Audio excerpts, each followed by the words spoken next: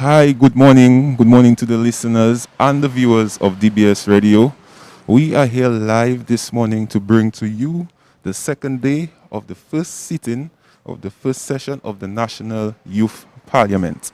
My name is James Rodney, and alongside me is the beautiful co-host, Miss Leila Langford. And Miss Langford, we have had quite a very interesting first day of these parliamentary proceedings, and I am of firm belief that the second day will definitely leave all of us very impressed with how the young people have demonstrated and displayed the overall parliamentary procedures of the House. And it really shows a testament of the ability of our young people today. And I know that quite a few of them have political aspirations later down in the future. And this youth parliamentary proceedings here really gives them that level of exposure and added confidence that they would require to one day pursue a political career in Dominica. So I know that on the first day that they had a very intense debate as it relates to the legalization of marijuana, and perhaps now we could advise our listeners as to what the second day will entail. Okay, so good morning to the listeners of DBS Radio, the nation station right here in Dominica, and to the listeners who are listening in the region and also in the international community. Today we are here for the second day of the first sitting of the first session of the National Youth Parliament. And the topics for debate, yesterday we heard an interesting debate on the legalization of marijuana can provide economic benefits, particularly to the youth. And today we will hear more from the parliamentarians on COVID-19 vaccines should be made mandatory for all citizens, and also government's expenditure on capital projects should be restricted to housing, the international airport, and renewable energy for the next 3 years in order to improve efficiency.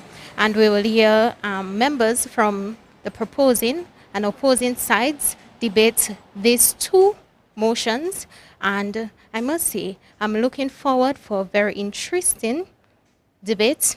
And due to the fact that we had yesterday's proceedings, I must say, these parliamentarians are very much informed, and I'm really looking to hear the debates from these parliamentarians on on the most interesting topic of COVID-19 vaccines should be made mandatory for all citizens. Yes, that's very true, Ms. Langford. And for those of you who are just joining us, you're listening live on DBS Radio, and you could also log in to our DBS Facebook page for live proceedings of today's session. And Lila, it's very interesting. I know that a few people may be logging in or tuning in for the first time. So I think we can let the audience and the listeners know exactly how the entire youth parliament came together this year. I believe the last time that we enjoyed the exposure of young people as it relates to parliamentary procedures and the youth parliament in general was just about 3 or 4 years ago, 2018, 2019, thereabout. So it has been dormant for some time, and I know that the young people are very much excited that it's back, because as you know, we need to continue that transition of the old, I should say the old coming into the young, and as the Honorable Prime Minister has already said, that he's looking to move Dominica into a dynamic island, a dynamic country, and no better way to have Dominica as dynamic with our young people. And the parliamentary procedures and the parliamentary debate here this morning will definitely a step towards that. I must say we must praise the efforts of the National Youth Council of Dominica, the executive members, and we know that the president, Ashma McDougall, and the other executive members really pushed to ensure that these proceedings right here today and yesterday actually came through, was successful. And I must say It is a youth movement for Dominica. I call it a youth movement. As a youth of Dominica, I am very proud to be a part of these proceedings. And I must say, there are future parliamentarians right here in the House of Assembly. And also, we could maybe see a future prime minister coming out from these sessions and the way that these parliamentarians actually debate and push their points. I'm very much impressed. For sure, I'm Lila. And just to give our listeners and viewers an overview as to the Youth Parliament and how it comes together as it relates to the membership and the appointment. It is organized by the National Youth Council, and the NYP should comprise of 30 youth parliamentarians between the ages of 16 to 35 who have demonstrated exceptional potential in their achievements and their drive to make a contribution to their communities. The National Youth Parliament shall consist of the Speaker of the House of Assembly, 30 young ambassadors nominated through village councils, district youth councils, local service clubs, a call for applicants and interested applicants who wish to serve on the National Youth Parliament. All nominees and applicants must be in good moral character with the support of a police record, clean police record, be between the ages of 16 and 35 years, and be an active member of their community.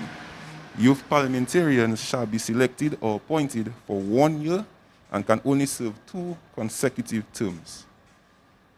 Okay. So that's how the youth parliament and the membership is brought together. And I know that the committees who were assigned to put it together did a fantastic job in selecting the persons who will represent young people here at the parliament. And I think at this moment we should go on to tell the listeners of the proposing side members. We have Hanif Gregoire, leader of the proposing side, and he's representing the Ministry of Planning, Economic Development, Climate Resilience, Sustainable Development, and Renewable Energy. We also have the deputy leader of the proposing side, Amika Cognet, who represents Ministry of Environment, Rural Modernization and Kalinago Upliftment, and also Kevin Scott, Minister for Education, Human Resource Planning, Vocational Training and National Excellence. Yes, and then for the opposing team, we have Lakia Joseph, who is the opposition leader. Her ministerial portfolio is that of trade, commerce, entrepreneurship, innovation, business, and export development.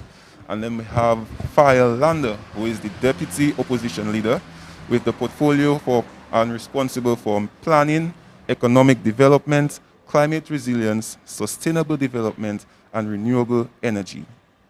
We also have Ashma McDougall, who is the NYCD president. She represents the Ministry of Trade, Commerce, Entrepreneurship, Innovation, Business, and Export Development. We also have Trisha Uzeb, Housing and Urban Development.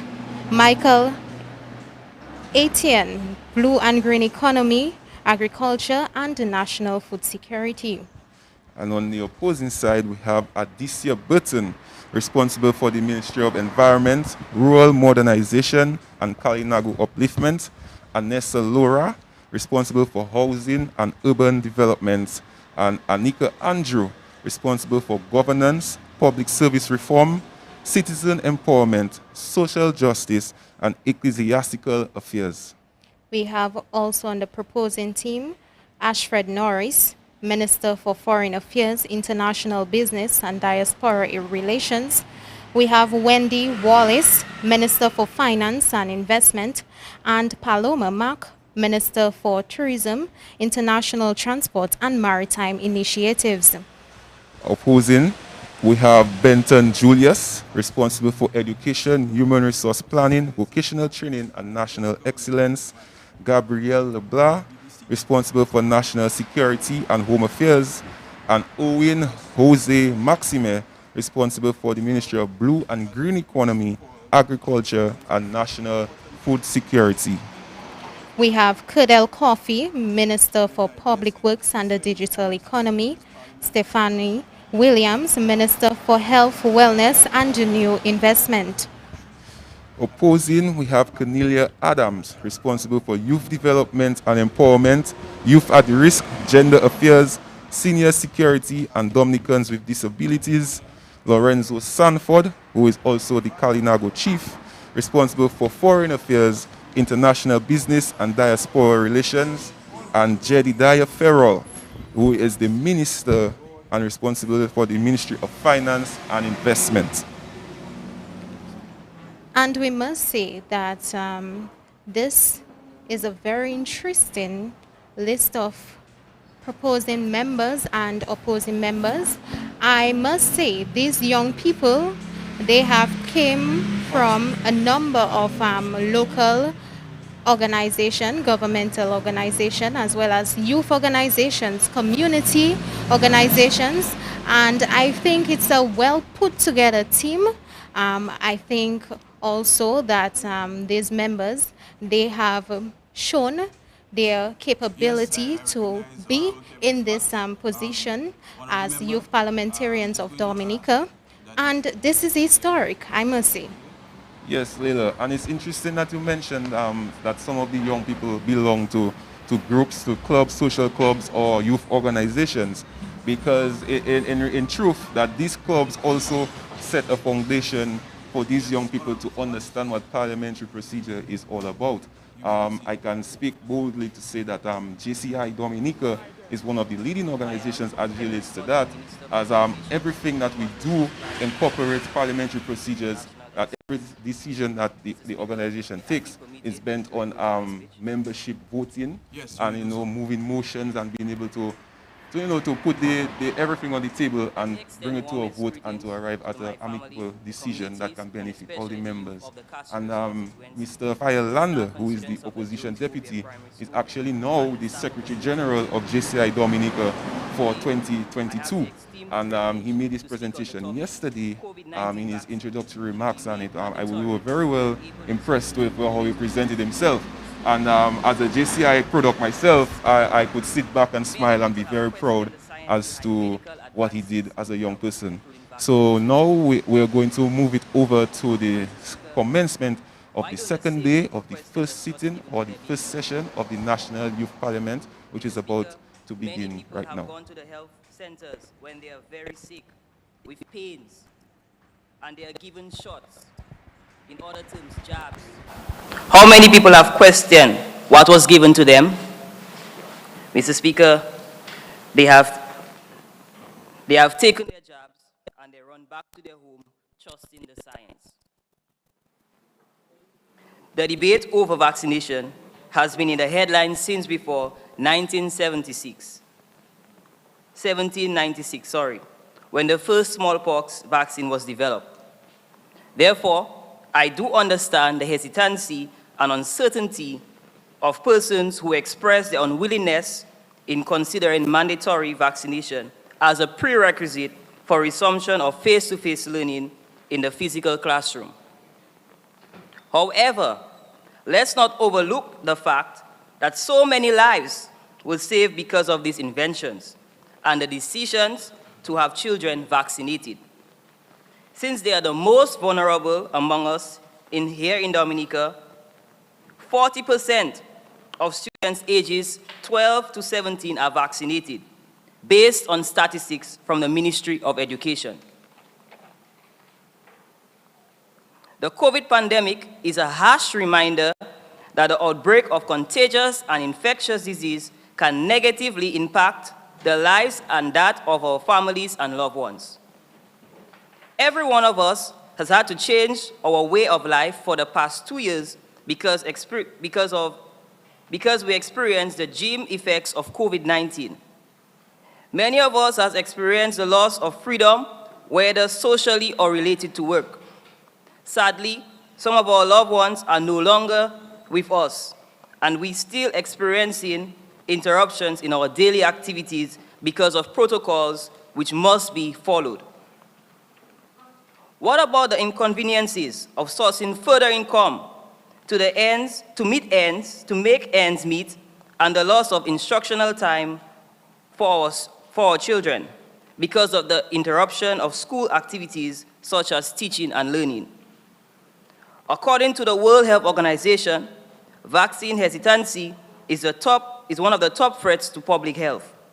This means that vaccines are one of the world's safest methods of protecting the well-being of our children and the general public from the life-threatening diseases. We all know that it is the responsibility of the state to safeguard the public's health, which include mandatory vaccination for students to enable resumption of face-to-face learning. Society's misguided concern about vaccine safety could be attributed to the lack of knowledge of how vaccines work. Therefore, let me shed some light on what vaccines do and how they work. According to the World Health Organization, the basic mechanism by which vaccines work is simple. The vaccines create immunity, which is protection in an individual by introducing a weakened form of pathogen. In that case, the bacteria or viruses that make us ill. The vaccine induces acquired immunity so that when your body encounters the real disease-causing agent, it is ready to mount a defense and to put up a fight and get you protected. This is clear. This clearly shows that vaccination protects the body and saves lives. Also, there is a collective social benefit in high vaccination coverage. For most diseases, the greater the proportion of people who are vaccinated, the better protected is everyone in a population, as diseases transmission can be reduced or stopped. In our case, Dominica compulsory vaccination should mean that approximately 5,989 students at primary school level and 4,709 students at secondary school level would be safeguarded and protected. This is an urgent need to understand that vaccination of children is essential to mitigate transmission of diseases in environments like schools, where vaccine-preventable diseases can be very high. And we all know that, Mr. Speaker. Vaccination in general, and for the return of face-to-face interaction, compulsory vaccination is the most effective ways that students will be able to enjoy academic and curricular activities that the schools have planned and put in place for them, whilst at the same time protecting themselves, their families, and their friends from contracting the deadly COVID virus. It is important to create free and safe learning environments for our students to return to school. Besides, the many protocols that the Ministry of Health and the Ministry of Education have put in place at schools to safeguard the protection of our nation's children and to avoid the surgeons of COVID-19 and future closure. We must begin to realize that the best and most effective strategy for the resumption of school should be compulsory vaccination. Mr. Speaker, social interaction is vital for our children's development. Also, psychological and cognitive skills are achieved through social interaction and therefore contribute to the holistic development of every child. Having said that, it is time that we return face-to-face teaching and learning. However, with the number of active cases still present, and the mere fact that you cannot just tell by looking at someone whether they are positive or not, we cannot take the chance to behave as if it's normal and okay to open the school gates and to resume teaching and learning. Teachers cannot deny the fact that they miss interacting with their students. Students also have the desire to play, interact, and learn among their peers, friends, and teachers. But how is that going to happen if the high possibility of contracting COVID-19 virus still exists because one at school has not been vaccinated from the disease. This cannot happen. Mr. Speaker, compulsory vaccination for students to return to school cannot contribute significantly. Mr. Speaker, compulsory vaccination for students to return to school can contribute significantly to achieving herd immunity. And herd immunity is a community protection that is created when a high percentage of the population is vaccinated, such that it is less likely that the infectious disease spreads. Therefore, compulsory vaccination,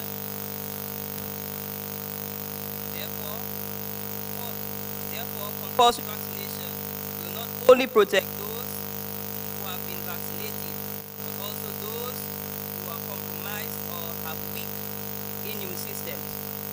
This is a win-win situation for every child and the public by extension.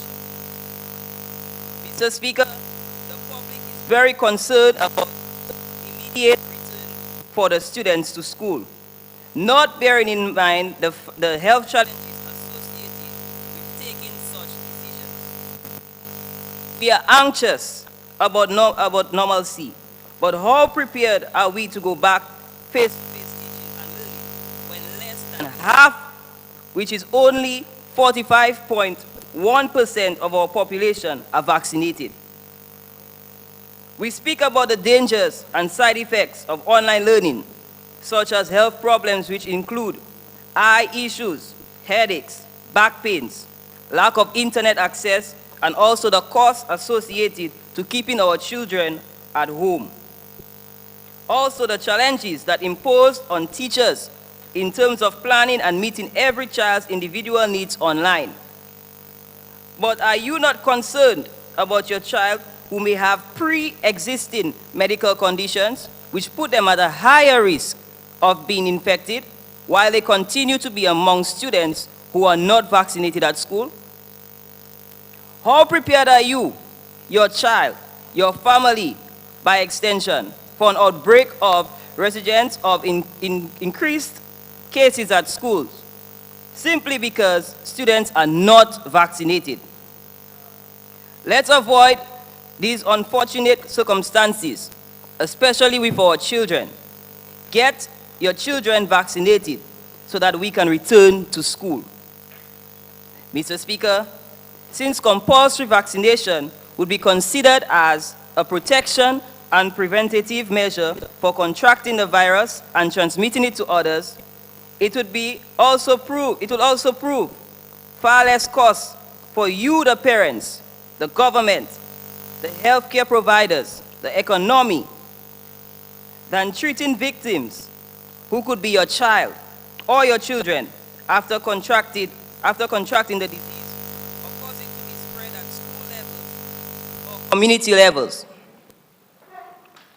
Although face-to-face learning is the most traditional way of learning, it is one of the most effective ways to learn knowledge and skills. The advantages of face-to-face learning in the classroom are not limited to only interaction. Face-to-face learning also helps students to concentrate harder on their own. Sorry, Mr. Speaker. Face-to-face learning also helps students to concentrate harder on their learning because they are less distracted at home. They are less distracted in the classroom than at home. And many cases, Mr. Speaker, teachers have been complaining when they were on online, Mr. Speaker. Because why? Students leave their device and they're all around the house doing God knows what. Mr. Speaker, given the important role that teachers play in helping students focus on what is important and needs to be learned. For the many benefits associated with face-to-face interaction and learning, it is important that we return to the classroom.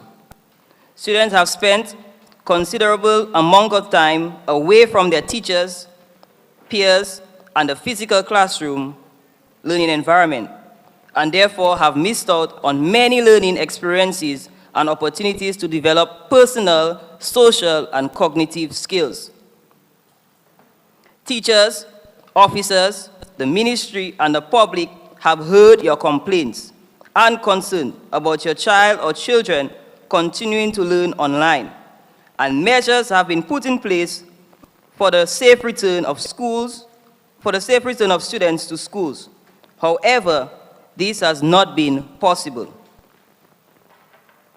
Think of the safe learning environment that you will have to create when your child has been vaccinated and is back at school. Compulsory vaccination will help students to return to school and engage in meaningful and significant learning. Mr. Speaker, I do not have any Bible quote like my colleagues, but I will leave here by saying mandatory COVID-19 vaccination for students should be the gateway for the resumption of face-to-face learning. Let's get back to the classroom.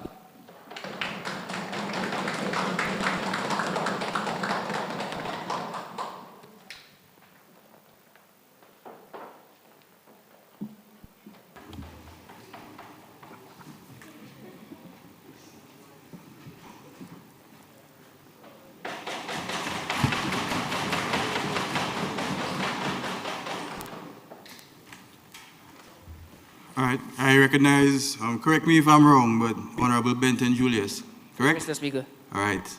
Honorable Julius, you may proceed.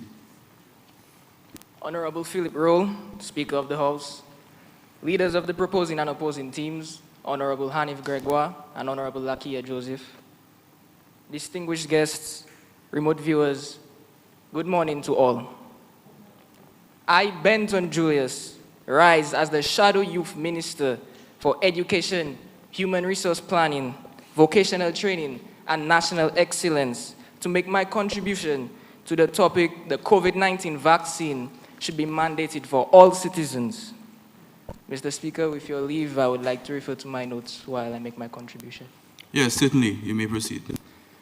Mr. Speaker, before I begin, I would just like to touch on a few of the points that the Honorable Kevin Scott brought up.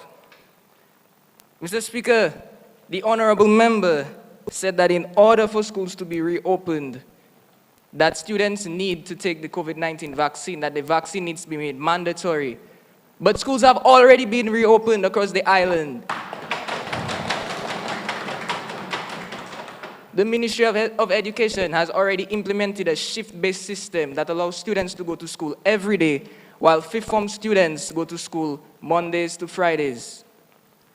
Furthermore, Mr. Speaker, Mr. Scott mentioned that the Soufriere School recently closed because of COVID outbreaks. But even if students are vaccinated, that doesn't mean that they cannot contract the virus. Also, Mr. Speaker, as my colleague, the Honorable Gabriel Libla, will explain to you in a few moments, with proper regulatory measures, schools can be reopened fully without the need of vaccine mandates.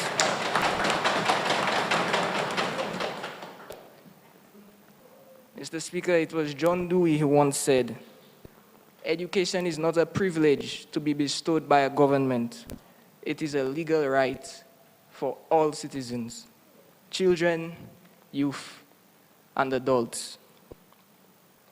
While I agree that vaccination holds some benefits in regards to the protection of students, I strongly disagree with the idea of mandating the vaccine for all citizens because of the negative effect it would have on the availability and quality of education and on student achievement, which can be defined as the amount of information a student learns in a given time frame.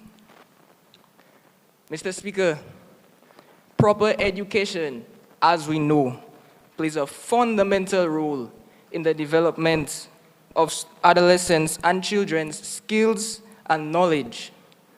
And schools create the ideal environment for youth to learn and hone these skills. And education is something that every citizen has a right to. But mandating the COVID-19 vaccine for all citizens would make traditional education available only to those who are able to be vaccinated. After speaking with numerous students from various schools across the island, there is no doubt in my mind that a large number of them will be unable or will refuse to conform to the mandate in question. Many of them highlighted religious reasons, medical conditions, and skepticism as justification for their stance against vaccination.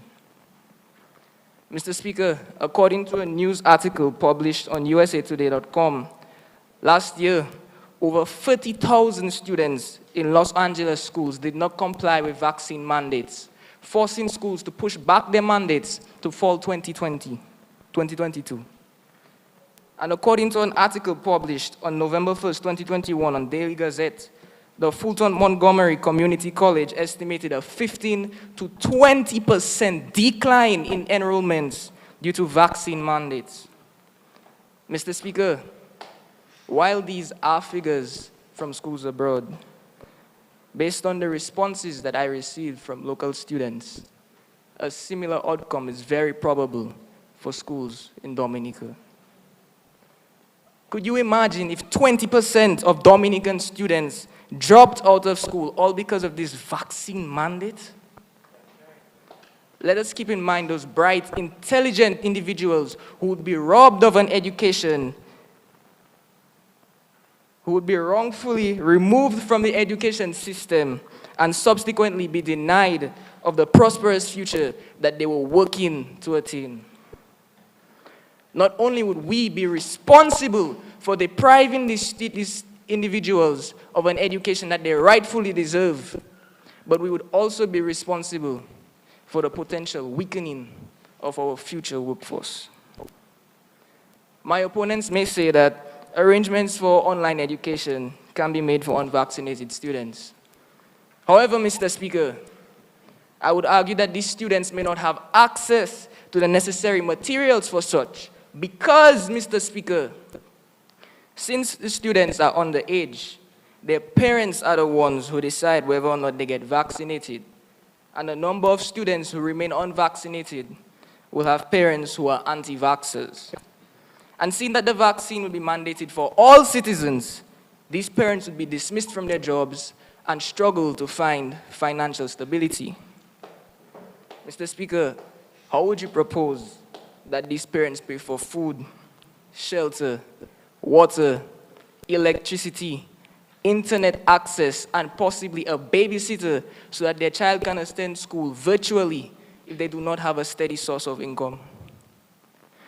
I am aware that some parents, not all unvaccinated students, will have parents who are anti-vaxxers, and some parents may only prevent their child from taking the COVID-19 vaccine for medical reasons. However, Mr. Speaker, students do not go to school solely for academic purposes. It is where they go to learn social skills, teamwork, meet and make lifelong friends. Subjecting unvaccinated students to only virtual learning would limit their social interactions with their peers and other human beings. And according to an article published on remote learning on milehighpsychiatry.com, this lack of social interaction can lead to feelings of isolation and potentially the development of mental health disorders like social anxiety and depression. All in all, online learning would not be a sustainable substitute for face-to-face learning for students who do not comply with the vaccine mandate. Mr. Speaker, I'm sure you've heard the saying, the youth is the hope of the future. But how can we expect our youth to be able to make valuable contributions to society if we mandate the COVID-19 vaccine and cut many of them off from the very education that would allow them to grow into well-skilled, intelligent individuals capable of leading our country into the future? Have we not thought of the number of youth who would not only be forbidden from education, but also be exempt from making any contribution to society because of their negative vaccination status, preventing them from joining the workforce? Mr. Speaker, how would we justify our actions? Would we say that it was in order to protect the health of our students? Mr. Speaker, According to an article published on January 11th, 2022 on Statistica.com, the #1 global business data platform, only around 2% of hospitalized COVID-19 patients in the US were under the age of 18 on average since the start of the pandemic. And currently, that percentage has risen to an underwhelming 7%.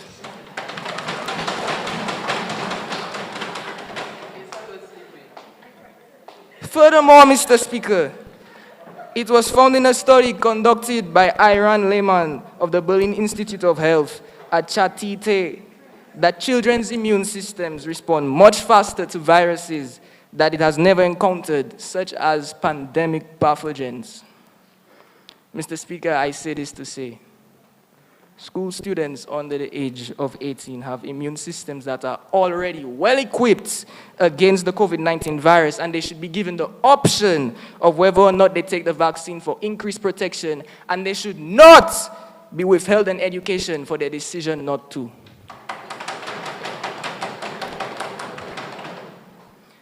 Now, with regards to primary education, let me bring it to your attention, Mr. Speaker, that according to a study conducted by the New York State Department of Health, the Pfizer and BioNTech vaccine, which is the only vaccine currently available for children under the age of 12, provided very little protection for those between the ages of 5 and 11 during the emergence of Omicron in New York.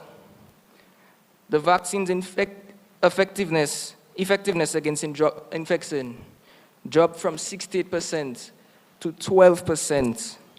And its protection against hospitalization dropped by 52%. Additionally, Mr. Speaker, according to articles published on healthline.com, mayoclinic.org, and health.harvard.edu, the COVID virus causes less severe illness in children, and they are also less susceptible to the virus and are not primary transmitters of it. Knowing this, I would like you to ask yourselves the following questions. Should primary school students be obligated to take this vaccine? And is it right to deny these students of an education simply because they are unwilling or unable to take a vaccine that provides them with little protection against the COVID-19 virus? The answer to both of those questions is no. Mr. Speaker, a large number of teachers remain unvaccinated, and with the mandating of the vaccine, it is very likely that many of them will be dismissed. This poses the question of whether the remaining staff will be enough to teach all the required subjects to the students who do in fact get vaccinated and remain in school. In such a situation, the Ministry of Education would be forced to appoint many new and experienced teachers to combat the shortage. However, Mr. Speaker, this could negatively affect students' ability to learn, achieve, and truly grasp what they are being taught. According to an article published on learningpolicyinstitute.org, a website which provides high-quality research to improve education policy and practice, teaching experience is positively correlated to student achievement. And according to scholars.org, experienced teachers are more effective at increasing student achievement than those less experienced. Mr. Speaker, this means that the sudden increase in the number of inexperienced teachers on the job due to the mandating of the COVID-19 vaccine would negatively impact test scores and academic performance across the island.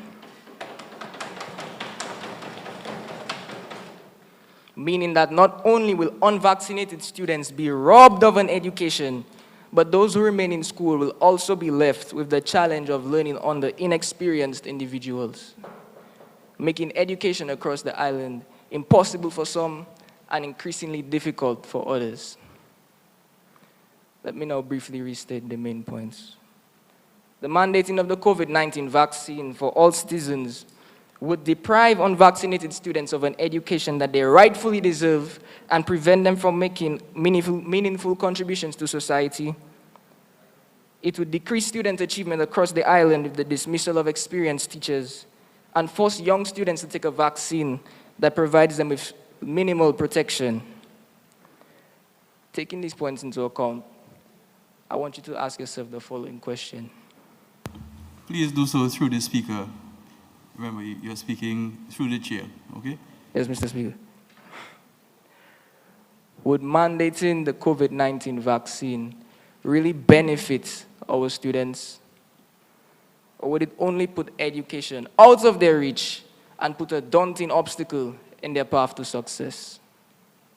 Thank you.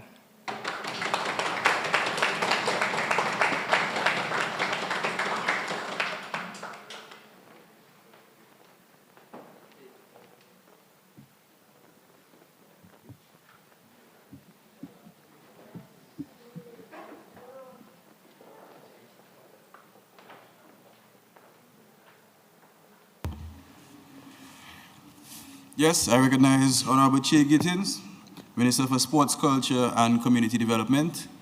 Honorable Gittins, you may proceed. Thank you, Mr. Speaker. Honorable Speaker of the House, Mr. Philip Rowe, honorable leaders of the proposing and the opposing side, observing ministers, fellow youth parliamentarians, viewers, and the nation at large, I extend a warm good morning. My name is Che Gittins, and I hold the ministerial portfolio of Sports, Culture, and Community Development. Mr. Speaker, before I commence, I seek your permission to refer to my notes for the duration of my presentation. Yes, that is fine. You may proceed. Thank you, Mr. Speaker. The COVID-19 pandemic has changed all of our lives. We have seen our situations change constantly, time and time again. From masks to more masks, to social distancing, quarantine, closures, lockdowns, and curfews. It has had drastic effects on our economy, Mr. Speaker, and on our ways of life. We see it every day with 216 active cases and a total of 11,777 confirmed cases as of March 21st, 2022, according to the Ministry of Health. The fulminant strike of the COVID-19 pandemic has come in a time where health development in our Dominica, Mr. Speaker, is now expanding with the new development of the various medical infrastructure around the island, as mentioned by my colleague, Honorable Stephina Williams. Mr. Speaker, the pandemic has given us a shock. However, seemingly just as quickly as the pandemic hit our shores, we obtained remedy. Mr. Speaker, we obtained the COVID-19 vaccines. According to the Center for Disease Control and Prevention, the CDC, a vaccine is a preparation that is used to stimulate the body's immune response against diseases. What does this mean? It is not a 100% cure. No, it is a 100% healing agent. Mr. Speaker, it is a medicinal substance that aids the body in fighting sickness. The COVID-19 vaccines now are mRNA vaccines, meaning that they carry a message to the genetic makeup of a cell, informing it of how to deal effectively with the virus and reduce the risk of mutation of said virus and severe infection of the host. Mr. Speaker, this mutation is what increases the spread of the virus. According to an article published by the Ohio State University Wexner Medical Center on December 14th, 2021, I quote, "Mutation is part of being a virus. Viruses mutate to adapt to their surroundings and more effectively move from host to host," end quote. Mr. Speaker, it is via these mutations that the virus is spread, and vaccination stops it in its tracks. It is proven that these vaccines are effective despite the propaganda circulating our social media, local bars, radio, and other means of communication. Pivoting off of this, Mr. Speaker, there are three areas that are of immense importance in this matter. Areas that have serious effects on our nation: sports, culture, and community development. Mr. Speaker, after carefully evaluating these areas and analyzing the scientific evidence and local factors, I and the proposing side stand firmly on the notion that vaccines should be made mandatory for all citizens.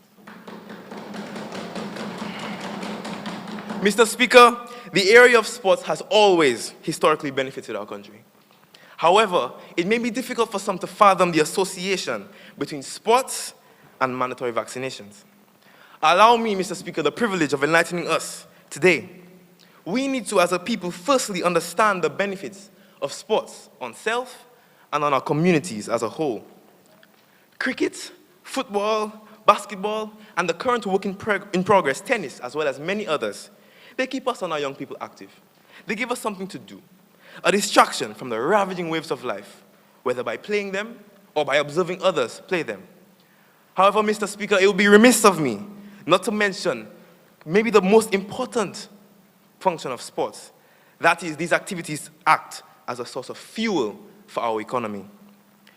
Mr. Speaker, according to the Ministry of Sports, Culture, and Community Development, sports builds career paths and develops human capital via these career paths.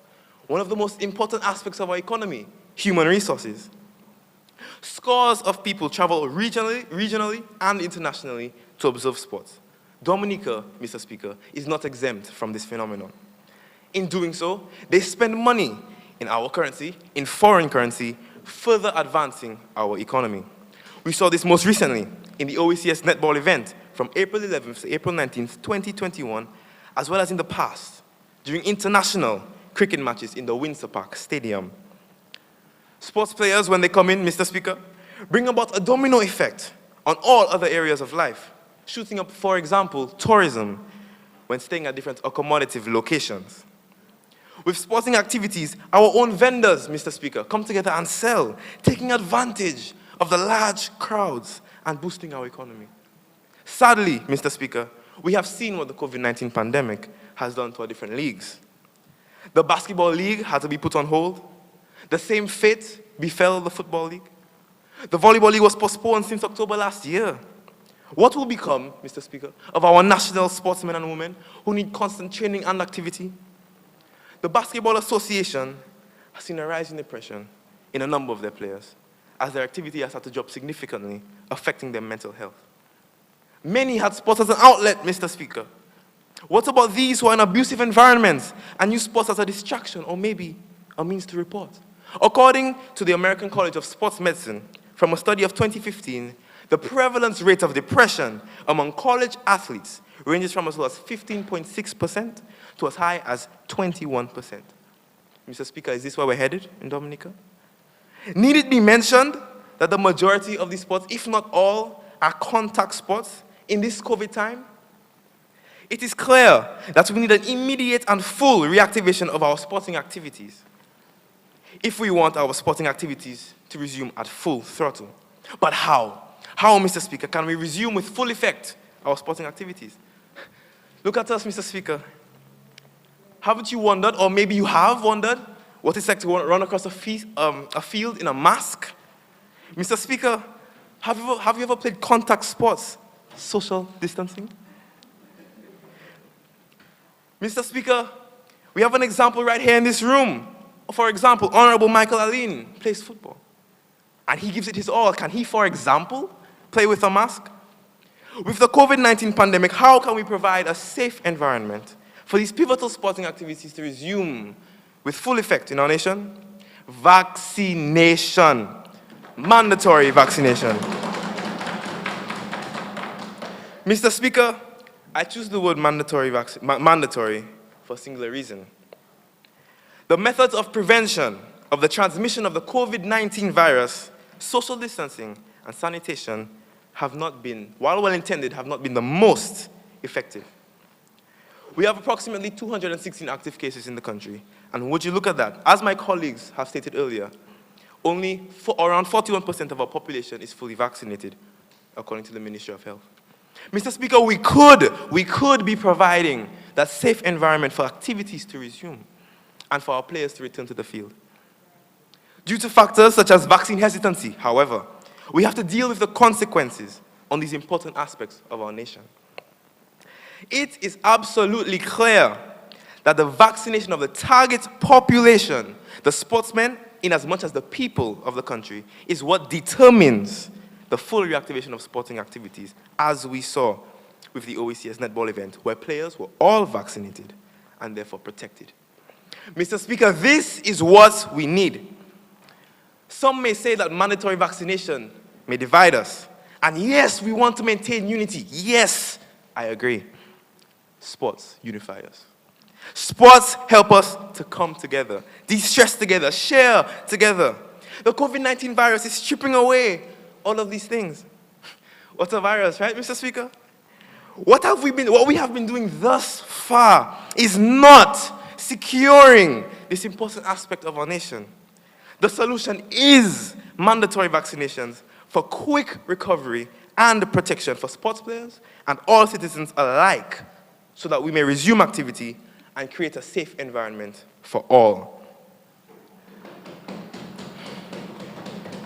Mr. Speaker, let's think now about our culture.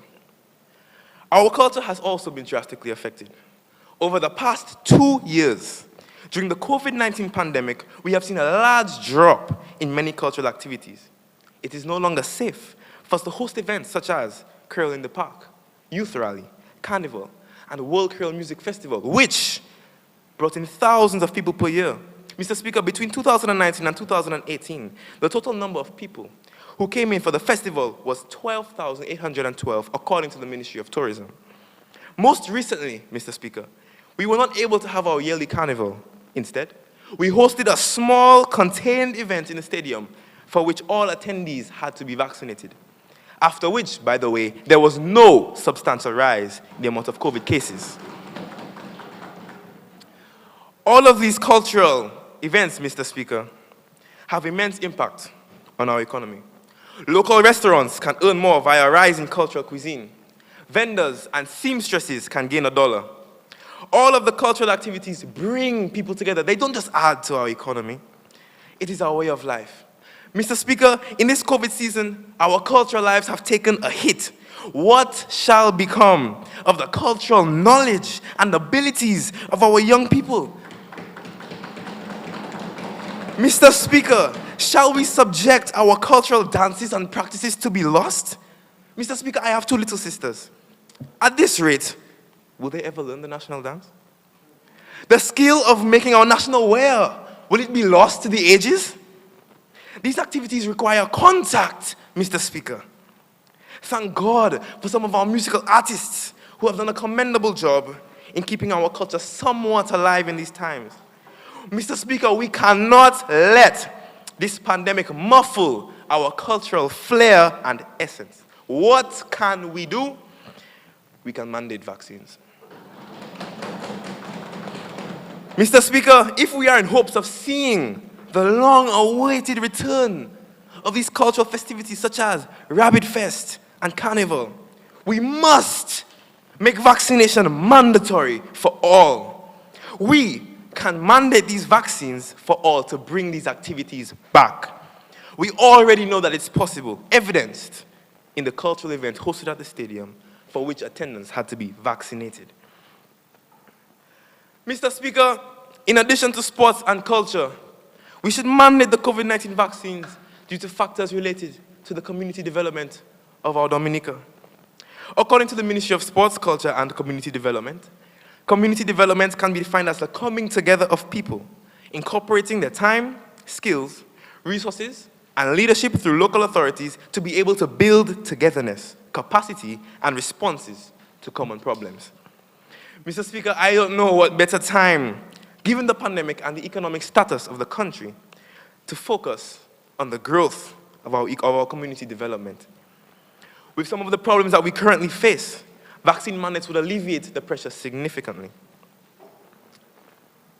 According to an article published by the Coronavirus Resource Center in August 2021, domestic abuse reports tripled in the Hubei province in China, increased by 40 to 50% in Brazil, and 20% in Spain.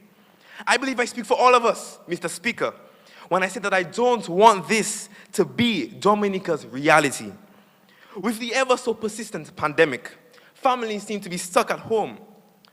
With the scarcity of cultural or sporting events to attend, what will it mean for those, I reiterate, in abusive environments? Mr. Speaker, we need to provide a safe environment for them as fast as we possibly can. And the fastest way is indeed vaccine mandates. With the most recent developments of COVID news in our world, we learn that countries such as the United Kingdom, Ireland, and Denmark have abandoned COVID-19 related restrictions. Some may argue that the best route of action is to do the opposite of what I am proposing and the proposal side in dropping mandates and returning to life as normal as these countries did. However, Mr. Speaker, if we want to rebuild our local community right here in Dominica, this is not the way to go. In fact, information from the epidemiologist's office at the Dominica China Friendship Hospital strongly opposes the notion on the basis of evidence in the fact that we do not share the reasons for which these powerful countries do these actions. Our economy is not the same. Our health care is not the same. Mr. Speaker, we are not the United Kingdom. The larger countries may be attempting to achieve natural immunity. Mr. Speaker, some may argue that we should go the route of natural immunity. In fact, honorable member of the opposing side, Honorable Zebediah Maxwell, in her presentation yesterday, highlighted the prospects of natural immunity. However, Mr. Speaker, our own epidemiologist's office here in Dominica is against such notions because we cannot handle the collateral damage on the health of our people that comes with the route of natural immunity. As a result, Mr. Speaker, mandatory vaccination is the way to go. Of course, the question arises, how are we going to go about implementing the COVID-19 vaccine mandates? I suggest that we first establish the policies necessary in our various business places. Let us have transparent proof, Mr. Speaker, for the populace of the numbers and information that the vaccine is indeed effective, reduces morbidity and mortality, relieving pressure on the healthcare, and has extensive benefits for all. In addition, multiple vaccination sites should be established in various locations all over the island. Let's take advantage of the newly implemented medical infrastructure. It may be argued that these mandates will cause strife, protests, and division among people, as stated by Honorable Cornelia Adams yesterday. However, I combat this with a question. Mr. Speaker, is it more important than the safety of our nation, the safety of our economy, the safety of our loved ones? Let us hold seminars, Mr. Speaker, so that the people can share their concerns and be given direct answers. Let us propagate the policy terms and provisions via social media so that all may see and understand completely and totally the rationale of the mandate. Honorable member, you have 3 more minutes to complete your presentation. Understood, Mr. Speaker. Thank you. You're welcome. Mr. Speaker, this is how we can mandate these vaccines.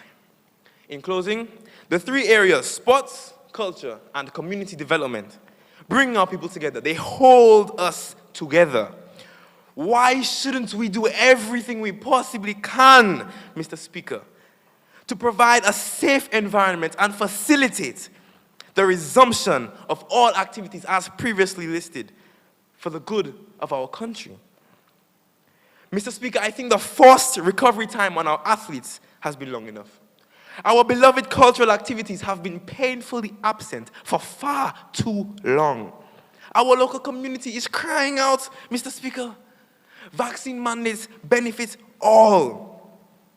Mr. Speaker, before I come to a close, I remember yesterday, in the Honorable Cornelia Adams' presentation, she posed the question, and I quote, "If the Prime Minister is opposing mandatory vaccines, who is the other side to want to mandate vaccines?" End quote.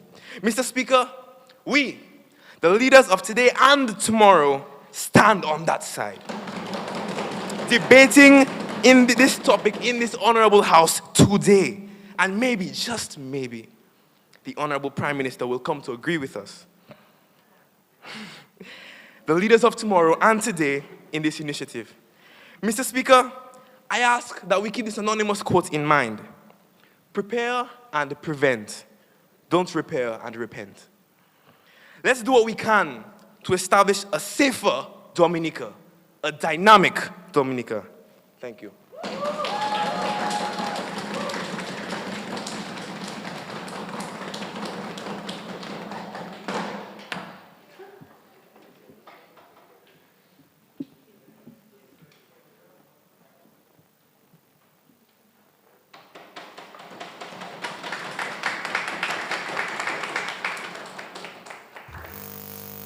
Yes, I recognize Honorable Gabriel Libla. Honorable Libya, you may proceed.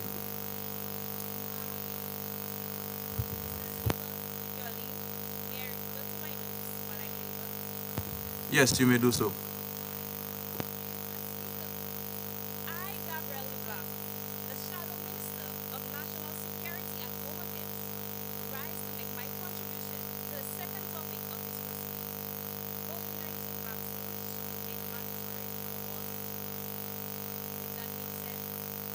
Strongly disagree with this statement. As Honorable Julius stated before, while some vaccines do have positive outcomes on public health, this does not mean that imposing mandatory vaccines on all citizens is the way to go. For that matter, it has not been established whether COVID-19 vaccines have more benefits than disadvantages. But I would like to bring to light other risks which can continue and crucial to slow down the spread of the virus and thereby demonstrate the lack of necessity for compulsory vaccination for all citizens. These include 1. Enforcing proper management of existing regulations enacted to manage and contain the coronavirus and its maintenance. 2. Reducing the prejudicial disparities in protocols for the vaccinated and unvaccinated persons. And 3. Highlight possible major conflicts which may occur as a result of mandatory vaccination. Enforcing proper management of existing regulations. Mr. Speaker, I am sure we can all relate to the many times that we have stood in a cashiers line at the supermarket and are able to feel the literal breath of the person behind us. Where is the social distancing? We see many people walking the streets in towns or in our own villages with no coverings on their faces. Even we sometimes are guilty of these. However, these regulations are mandated by law under the Environmental Health Services COVID-19 Regulations Act of 2020, amended in 2021. Yet, it is continuously being broken, even if it is by law a criminal offense. There is a clear lack of enforcement, or at best, a selective enforcement of these regulations.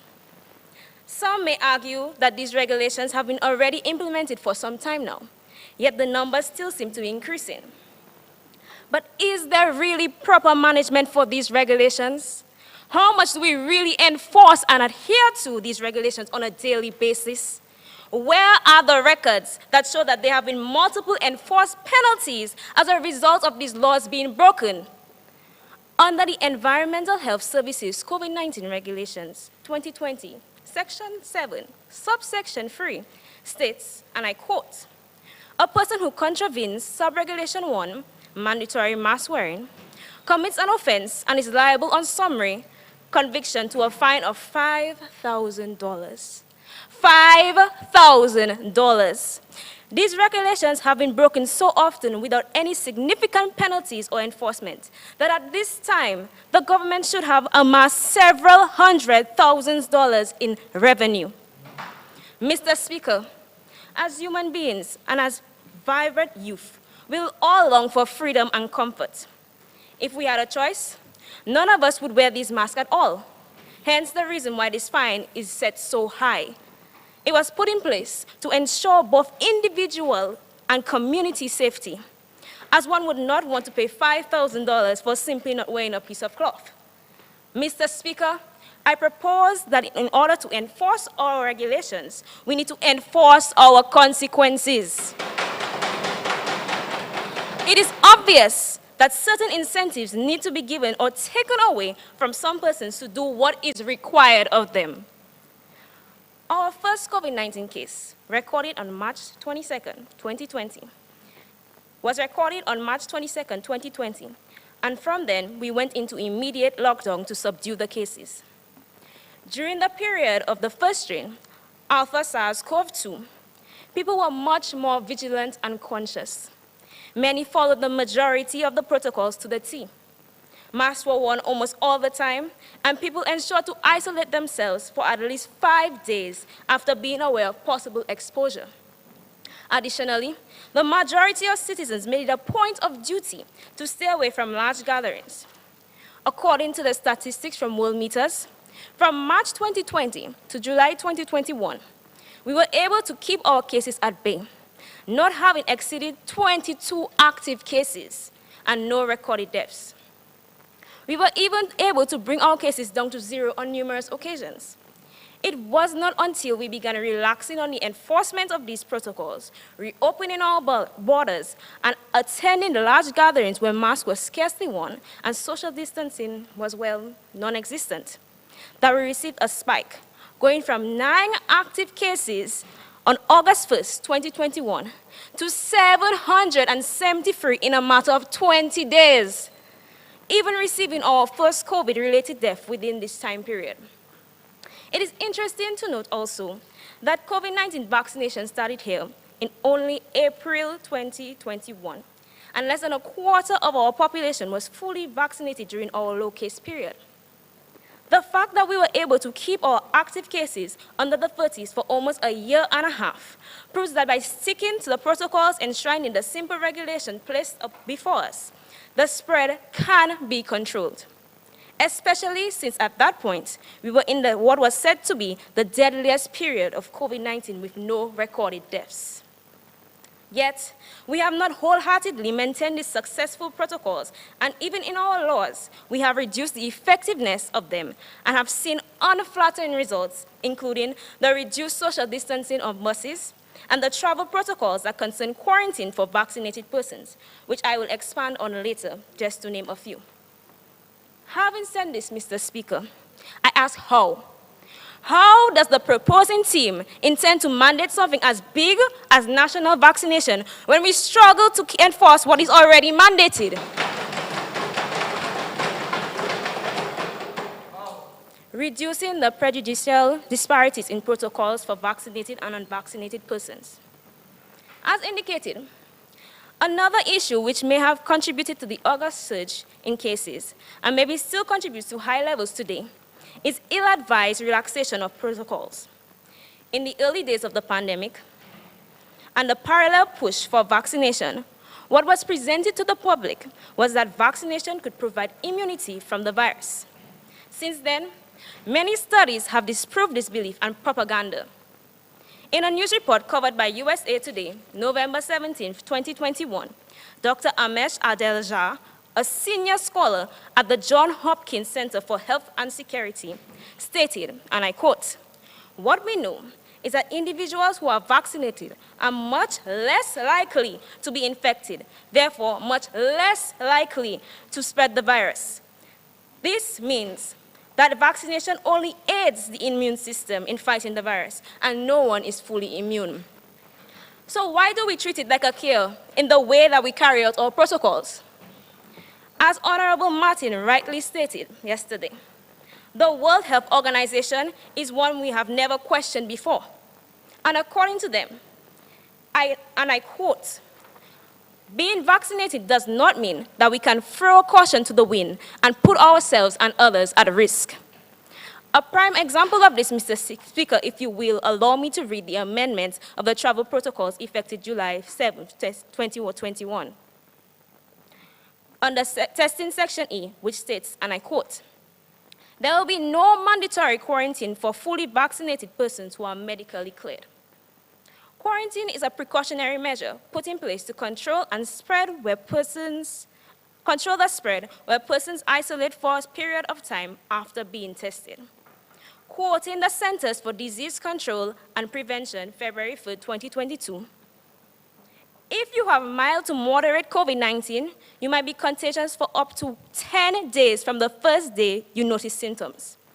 If you were severely affected or critically ill from COVID-19, you may stay infectious for up to 20 days from the start of your symptoms."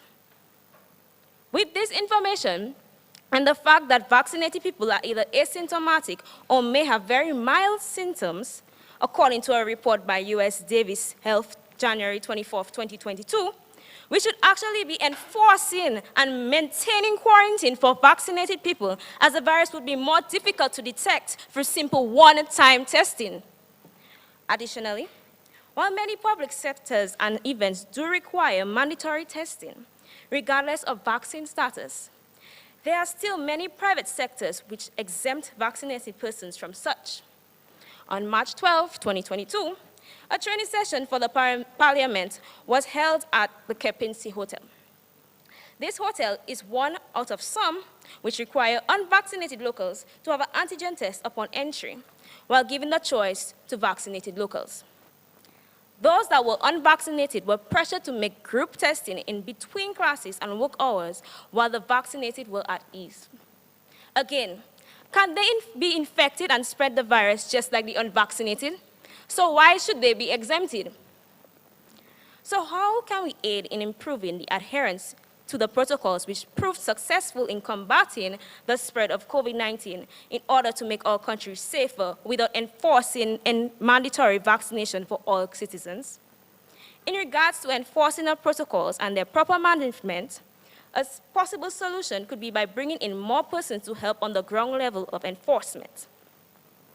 And an argument that may arise is that this will be too much on our police, that we are already spreading our law enforcement thin, much less if we attempt to do this. While this is somewhat true, the idea of job creation can be explored.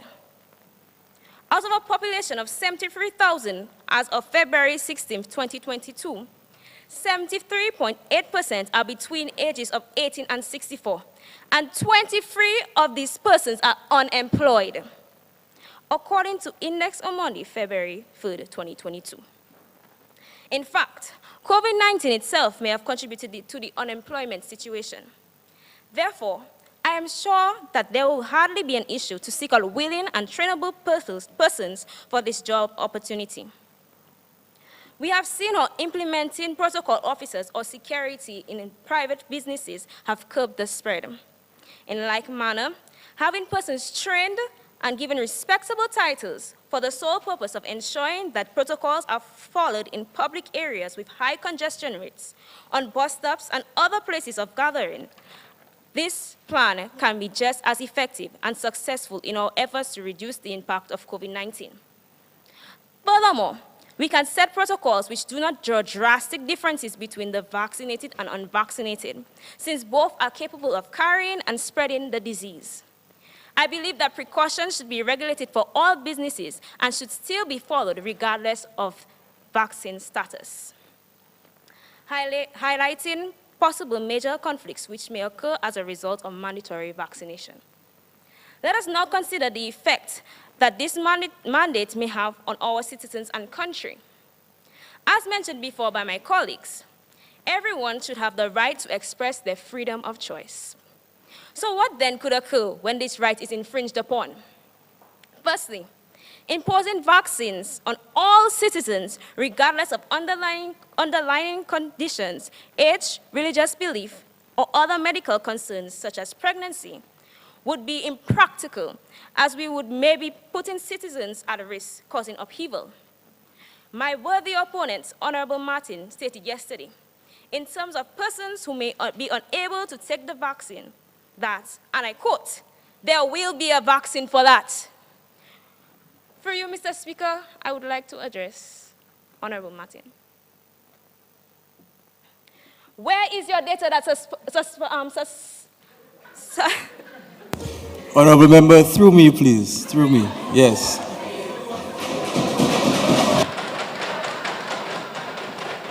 You all are laughing, but she made an inaccurate statement. Because where is her data? Where is her support? Where is it? People laughing still. Where is your proof of this? Until then, what will be done for the citizens if this mandate is carried out? Will exceptions be made for these people?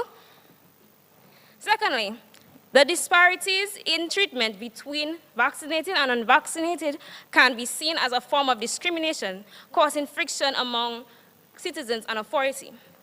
We note the response received when one local businessman proposed mandatory vaccination, stating, and I quote, "We need to mandate vaccines or make it extremely hard for the non-vaccinated to be around the vaccinated." End of quote. Obviously, this caused a virtual uproar on social media as people felt that their rights were not being validated. People were already calling for and trying to plan to boycott the many businesses that belong to said businessman. This would badly affect our economy and result in a loss of jobs and cause major civil upheavals. Additionally, let us not forget the Rain of Stones revolt that took place on May 29, 1979, where the late Patrick John led frustrated citizens in a revolt against two legislations that they were not in favor of. This resulted in lives being lost, many casualties, and much public property damage, which had to be recovered by the government.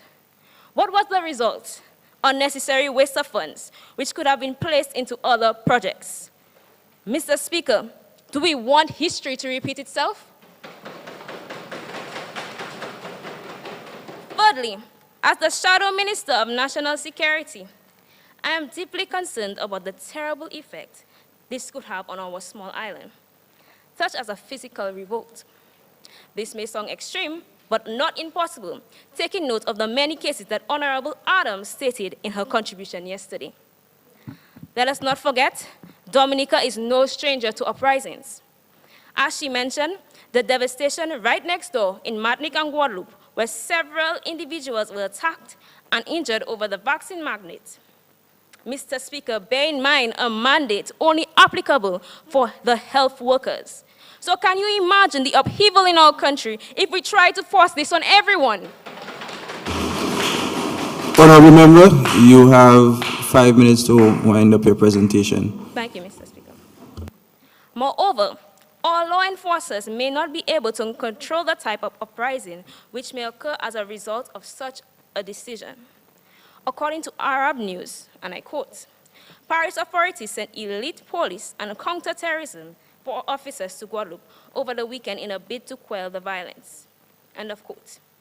If this French territory had additional forces along with their local police officers, and the protesters were still able to cause as much damage as they did, what match would we be as an independent country with a limited active police officer ratio to civilian population?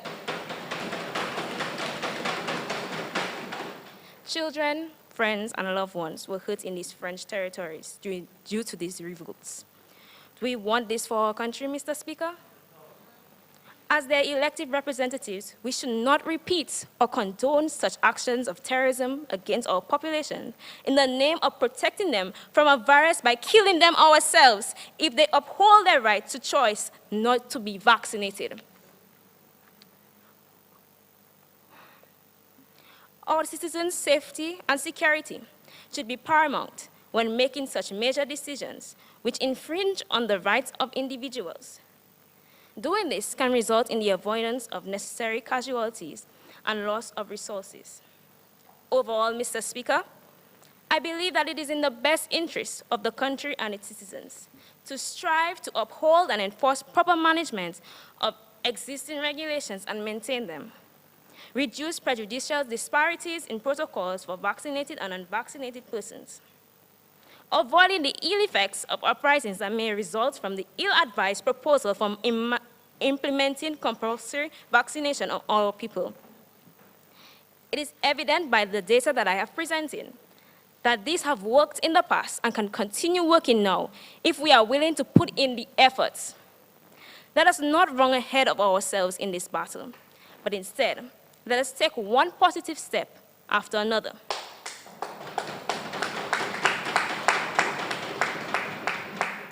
Again, I say, COVID-19 vaccines should not be mandatory for all citizens in Dominica. Thank you, and may God bless Dominica.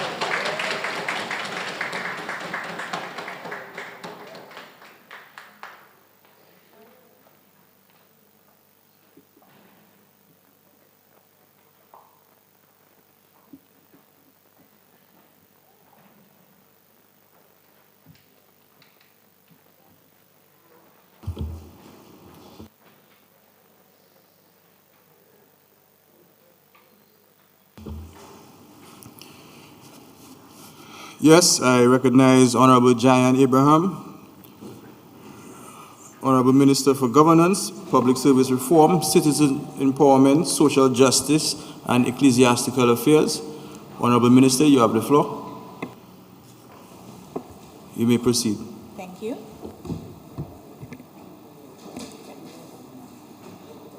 Okay.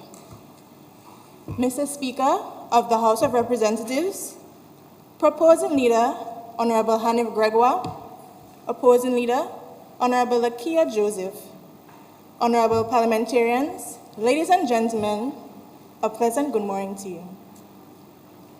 Good morning. Thank you.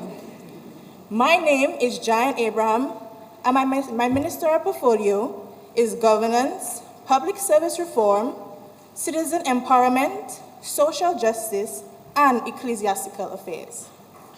On behalf of all these young, strapping parliamentarians sitting here today, I would like to express my gratitude to the many people who had a hand in organizing this historical event and empowering us. I say thanks to my immediate family, the Abraham family, and my awesome community, Margaret, for helping to shape me into the humble young woman standing here before you today.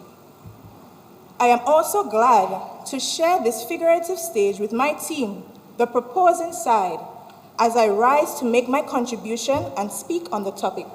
COVID-19 vaccinations should be made mandatory for all citizens. Mr. Speaker, with your permission, I'd like to refer to my notes. Yes, that is okay. You may proceed. Thank you. I won't take it too long. Last week marked 2 years since the World Health Organization declared a global pandemic following the international spread of COVID-19. When Mr. COVID first came on the scene, I'm sure that many of us shrugged it off, perhaps even made jokes about it. But look around.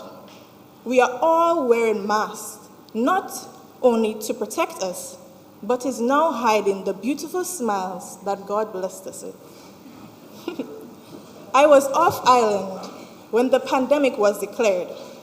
I was in the heart of the chaos, the epicenter of the pandemic, New York City. Hearing the heart-wrenching stories from my beloved sister, a nurse, about bodies being stored in trucks because not even the hospital's morgues could contain them, and families never getting to say goodbye to their loved ones, can't even hold their hands to assure them that all is well, or even to say a prayer. We've adapted to the pandemic, and we now live with the new normal. Since the outbreak that started in January of 2020, there was a need to hasten development of a COVID-19 vaccine. And I am pleased to inform this House that on December 8th, 2020, 91-year-old Megan Keenan of the UK was first in the world to receive the COVID-19 vaccine. 1 year, 3 months, 15 days later. Mr. Speaker, I would like to say that we've made some progress.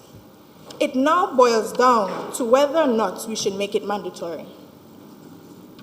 Mandatory, defined by the Cambridge Dictionary, is used to describe something that must be done because the law states that it is necessary. Hence, it will become compulsory that all citizens receive the first 2 doses of the COVID-19 vaccine and booster shots or face legal consequences.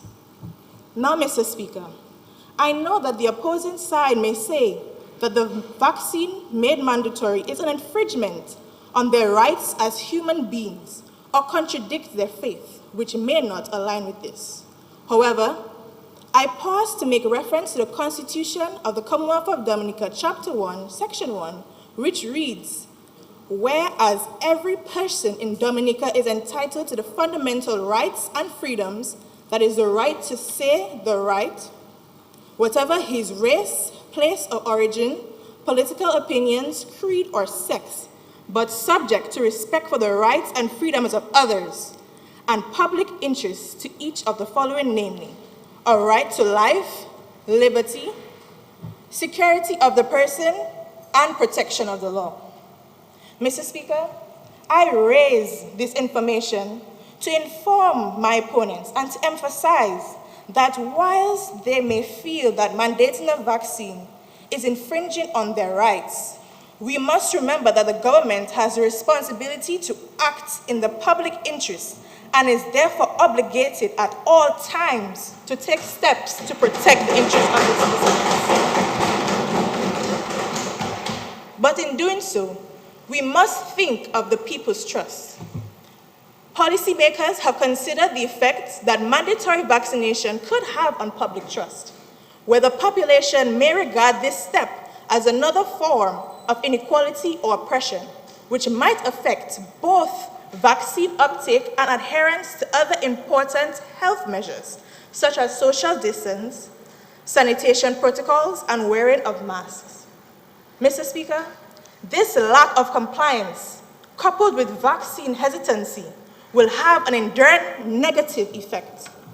According to Weiner, Harter, and Herbal, in the article entitled "Why a Universal COVID-19 Vaccine Mandate is Ethical Today," our choices have consequences and can harm others. Hence, in the event that one person's choice might harm others, it might be ethical for that choice to be limited. For example, that is why we have speed limits and stop signs. Both limit your right to drive as you might wish, but they are necessary for public safety. If you choose to drive recklessly and put others at risk, you should be expected to pay a fine, possibly lose your license, or may even go to jail. And the same should be applied for COVID-19 vaccines, where we should keep in mind that it may infringe on their rights. We should not, in local terms, allow people to take their foot, because this indeed negates any gains towards herd immunity, which is the end goal. What is herd immunity? According to Dr. Ashley Drews, Medical Director of Infection Prevention and Control at Houston Methodist, herd immunity is when a large enough portion of a community or population is immune to a virus, so that virus can no longer spread easily from person to person. To achieve herd immunity against COVID-19, a substantial portion of a population would need to be vaccinated, lowering the overall amount of virus able to spread in the whole population. If enough people are resistant to the cause of the disease, such as a virus or bacteria, it simply has nowhere to go.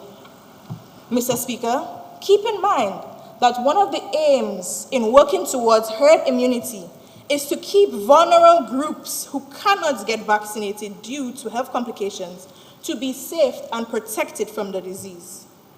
According to Mayo Clinic, experts estimate that it would take 70% of the population to get vaccinated in order to achieve this, with some estimates ranging as high as 90% worldwide.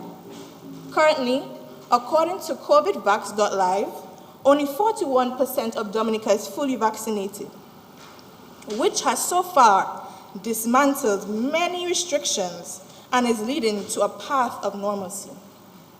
Mr. Speaker, can you imagine how better things would be if that percentage were to increase?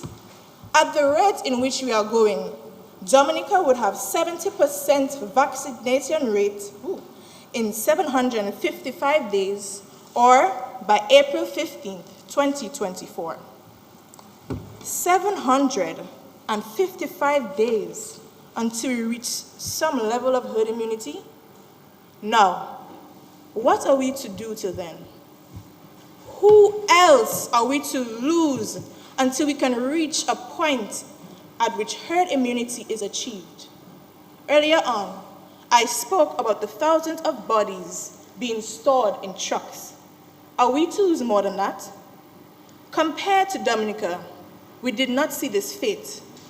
But what about the 62 people and their families? One is even too many. Thank you.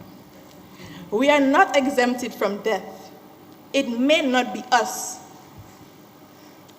but those closest to us. Mr. Speaker, my honorable parliamentarians, it saddens me to say this, but I recently lost a family member to this virus. When you hear about the saying that someone is the life of the party, she was the life and the party.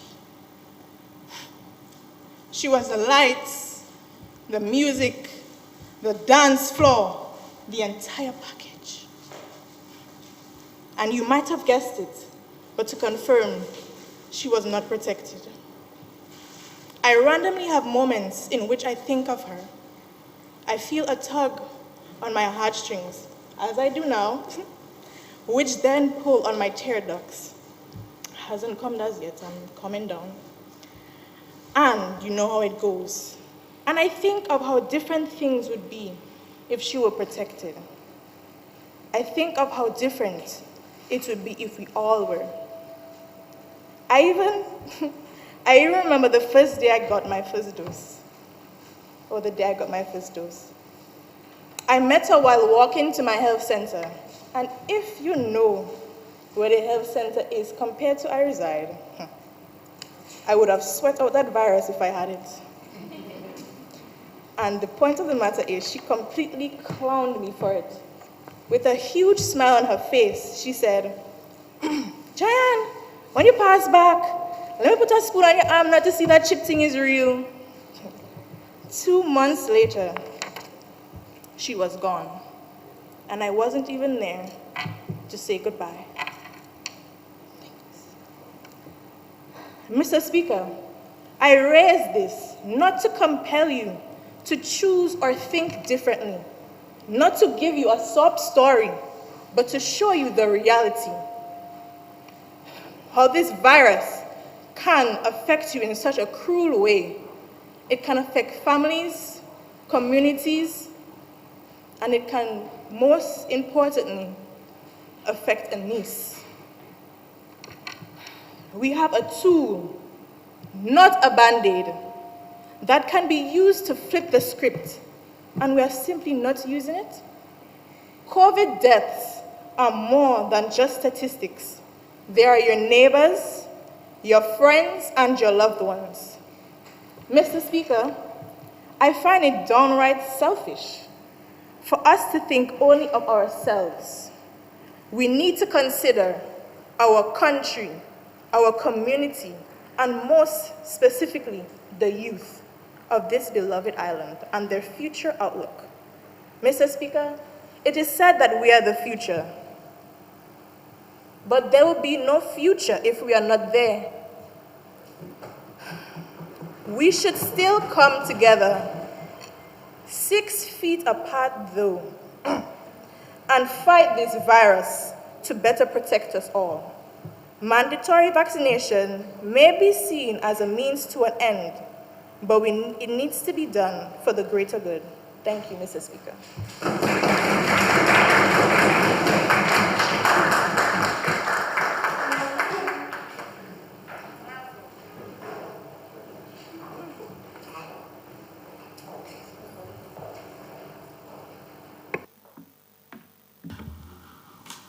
I recognize the Honorable Anessa Laura, Shadow Minister for Housing and Urban Development. You may begin.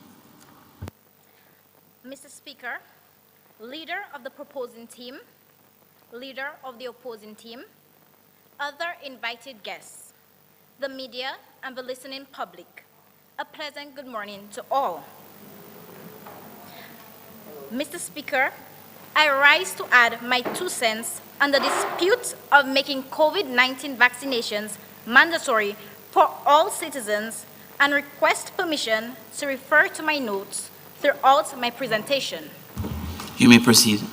Thank you, Mr. Speaker. Though my comrades before me have already affirmed our stance on the matter, Mr. Speaker, let me reiterate by saying that we are resolutely against mandatory vaccines. We don't believe that mandating COVID-19 vaccines is the ideal solution to this pandemic. Mr. Speaker, in reference to what was said by Honorable Gittins about athletes when considering their career and traveling to tournaments, athletes, most importantly, should have the option of taking the vaccines. They will do it on their own time, Mr. Speaker, as it is particularly pertinent for athletes when they are considering putting foreign substances into their body.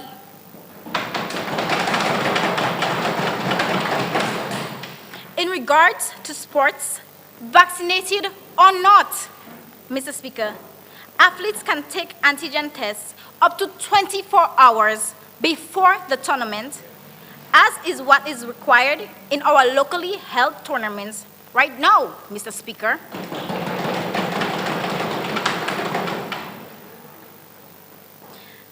For example, currently the cricket leagues such as CPL in the Caribbean are having their ongoing tournaments in which they create safe COVID bubbles for athletes. They also carry out testing and quarantine until all athletes are medically cleared before tournaments. Furthermore, Mr. Speaker, Honorable Gittins mentioned viruses adapting to their surroundings. But we, as human beings who have changed over the years, we are able to adapt also, are we not? Mr. Speaker, through you, I would like to pose a question to my opponents. Where would the government obtain the money to facilitate vaccination for the entire population of Dominica, which, may I remind you, Mr. Speaker, is just above 70,000 people, according to data sourced from the Worldometer, an online website. Mr. Speaker, my opponents spoke about herd immunity. But with this vast amount of people in a country, how can we ensure that each and every single person out there is vaccinated? This is absurd, Mr. Speaker.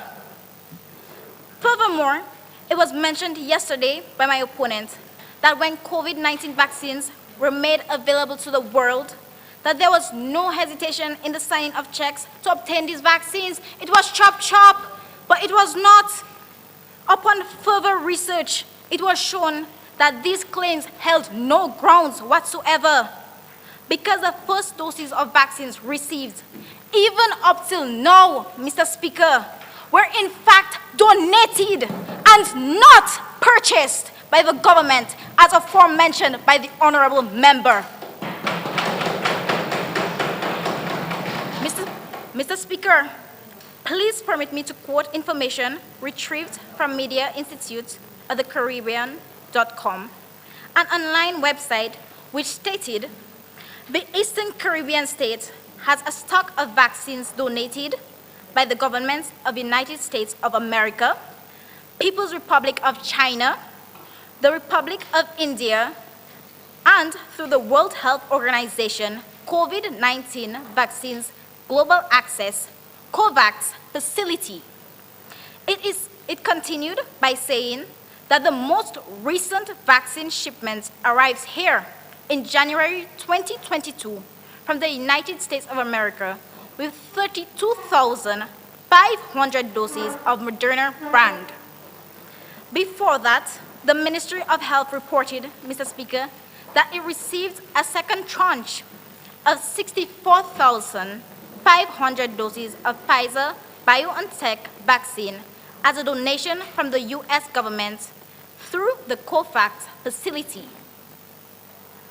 An initial shipment of 11,700 doses arrived in September 2021 as part of a U.S. $5.5 million donation to the Caribbean community, Mr. Speaker. In addition to this, Mr. Speaker, with information obtained from a Dominican News Online article dated December 1st, 2021, Pan American Health Organization's country program specialist in Dominica, Anik Wilson, in handing over the vaccines, said the organization utilizes its strategic fund to coordinate the process, a fund in which all countries of the Caribbean, through the Pan-American Health Organization, participate in as it relates to vaccines procurement. As seen again, Mr. Speaker, it was funded by the Pan-American Health Organization, not the government. Can you imagine the large sum of money that would be wasted if we were purchasing these vaccines? Mr. Speaker, knowing that the majority of the general public refuses to take it, and that the funds could go to another significant undertaking in communities and the country on a whole, which can be extremely beneficial to the youth. I don't know about you, Mr. Speaker, but this doesn't sit right to me at all, at all, at all. As we are on our way to a dynamic Dominica, Mr. Speaker, we need to do what is in the best interest of our country, and that is not mandating vaccines. Modern times calls for modern solutions. So why is it that my fellow opponents seem to want to revert to the time of uncivilization? Mr. Speaker, at a time when they use barbaric measures to demonstrate their power, Mr. Speaker, in which one honorable member stated in their speech, and I quote, and pay close attention to the term used in this statement, we have to forcefully feed them because we love them. Mr. Speaker, if I'm being totally honest, if that is the type of love that they are offering, then I absolutely do not want it. With that being said, Mr. Speaker, I am wondering whether my opponents have done their homework, because it seems to me this math isn't mathing at all. Am I right? For instance, have they calculated the number of booster shots to be administered to every vaccinated person approximately every 6 months? That is in reference to the vaccine not being fully comprehensive and preventing us from contracting the virus. Currently in Dominica, Mr. Speaker, as of last week, Monday, March 21st, 2022, 29,934 people are fully vaccinated. Let's suppose, and I'm just drawing a reference here, Mr. Speaker, if the government were to purchase booster shots for each of these individuals, that would be approximately 60,000 shots that need to be purchased and administered every 6 months. And this is a reference if they were to be purchasing. This brings me to my next question, Mr. Speaker, which is, for how long would this need to continue? Is it for a year, 2 years, or perhaps even 5 years down the line? In relation to this, Mr. Speaker, why is it that we as vaccinated citizens should suffer when this so-called weapon, as stated by my honorable opponent yesterday, should be able to effortlessly combat the COVID-19 virus, Mr. Speaker? Is this weapon firing rubber bullets, Mr. Speaker? And if so, Mr. Speaker, in what circumstance have you ever heard of rubber bullets defeating an enemy? Mr. Speaker, I have stated my facts. I have stated my stance. I rest my case. Thank you. Thank you, Honorable Member Laura. We now welcome the proposer of the motion, the Honorable Keanu Winston, who is the Honorable Member of Responsibility for Youth Development and Empowerment, Youth at Risk, Gender Affairs, Senior Security, and Dominicans with Disabilities, to make his final contribution. Member, be reminded that you have 5 minutes. Mr. Speaker, I rise to wind up this debate and thank you for allowing me the opportunity to do so. Mr. Speaker, I would like to commend the members on the opposing side for their attempt, and I reiterate, an attempt, to deter the right-thinking members of this honorable House. But Mr. Speaker, that's just what it was, an attempt. Mr. Speaker, we need the job. The members of the opposing team are well aware of the full benefits of the job. Mr. Speaker, we heard it yesterday from Honorable Adams herself, and I quote, "I don't want people to force me to do what I know I have to do." This is a selfish notion. We are our brother's keeper. If you know you have to do it, why don't you want to do it? Mr. Speaker, the honorable member also supported our stance on antibodies and the function of a vaccine to develop said antibodies. That is what the vaccine does, Mr. Speaker, and that is what we are saying. Mr. Speaker, we draw reference to the presentation made by Honorable Maxwell. Does the vaccine truly not decrease the number of individuals who succumb? Where are the research points to support this stance? I didn't hear them yesterday.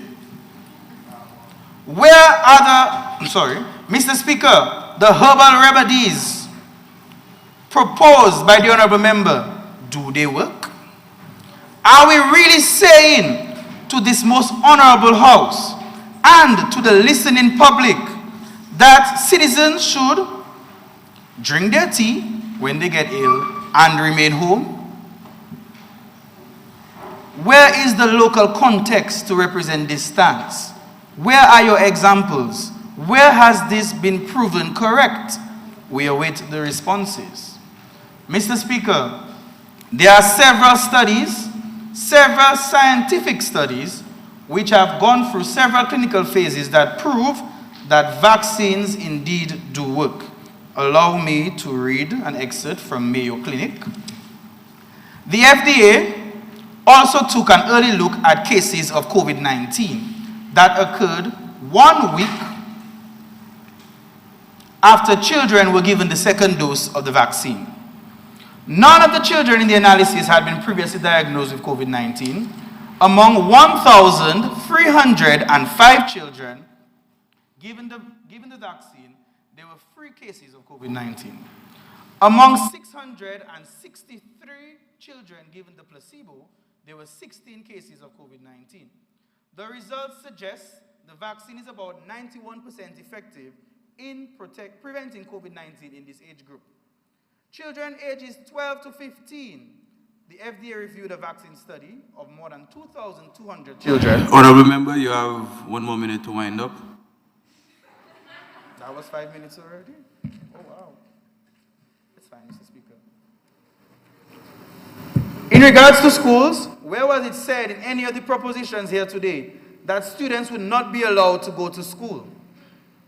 Mr. Speaker, I would like the members of the opposing team to provide this honorable House where in the history of schools here in Dominica that the students were denied the right to basic elementary education. Why am I asking this? There is standing legislation in our laws which support vaccinations for students, and parents have always obliged. What is the difference now? Mr. Speaker, all in all, the science points to the benefits of the vaccine. The benefits far outweigh the negative impacts of the vaccine. Mr. Speaker, no matter what the opposition has purported, it cannot shake the foundation that has been laid by the proposing team. Vaccines are the vehicle to normalcy. Do not miss your seat on this ride. Mr. Speaker, we need the job. May God bless the people of Dominica.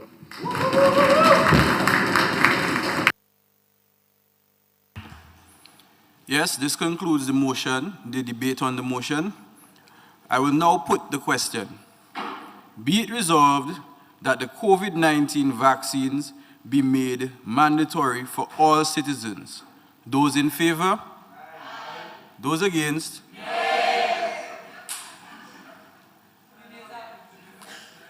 For the first time in a long time, I think the nays have it.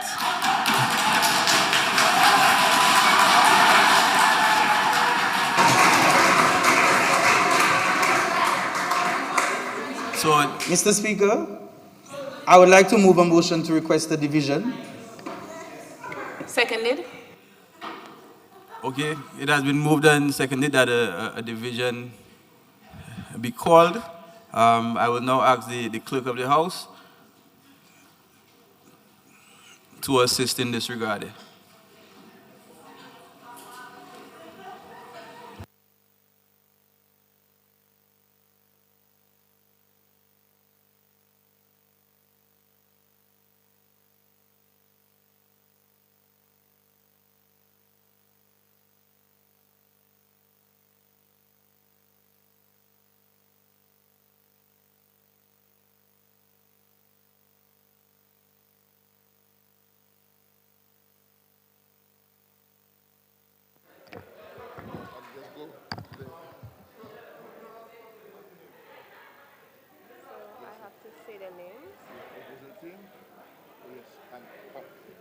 How do you vote? Okay, so say the name and how do you vote? Yes.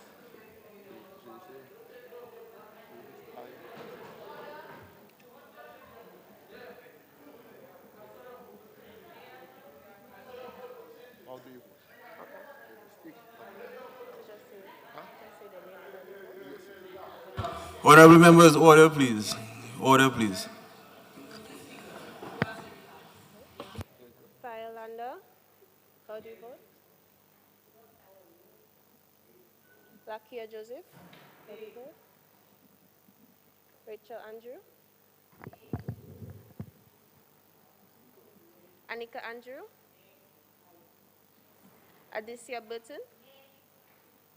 Daniel Martin? Anessa Laura? Gabriel Libla? Zebediah John Maxwell? Benton Julius? Owen Jose Maxine? Yannick Regis? Cornelia Adams? Jedidiah Farrell? Nay. Lorenzo Sanford?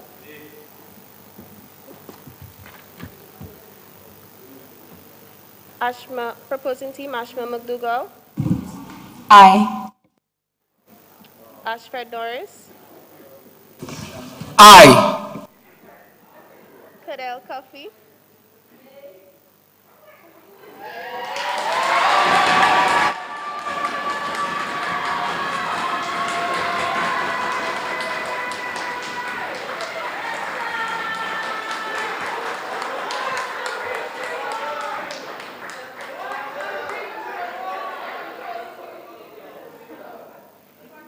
Trisha Uzem?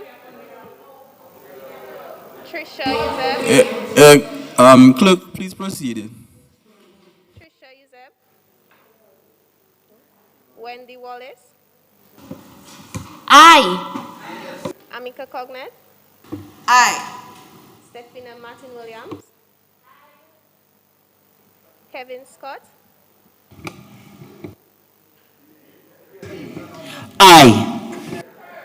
Shema Anil Etienne? Paloma Mack? Hanif Gregoire? Jayan Abraham?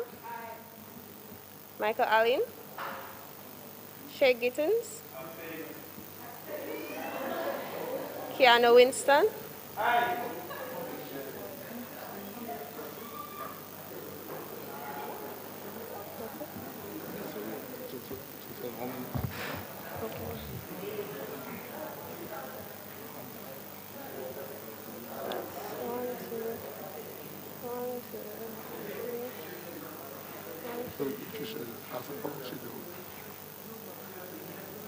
Trisha, you said how do you vote?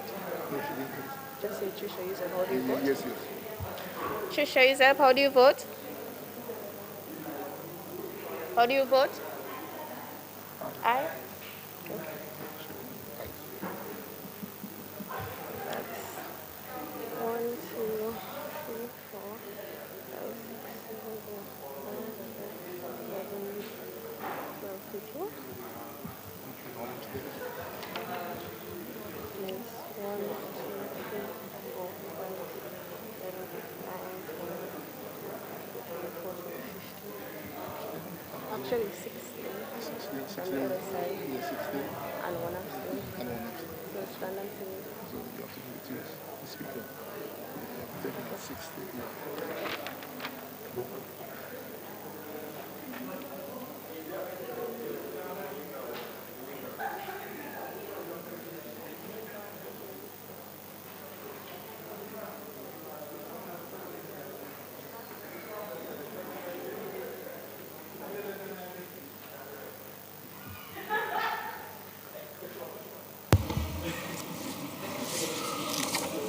Okay, after the division, we have a total of 13 ayes,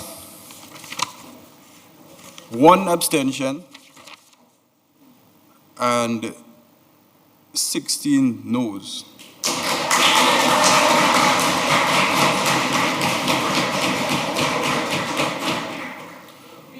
With that being said,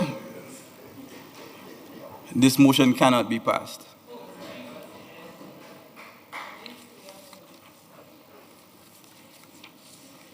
All right, so we now move into the next order of business.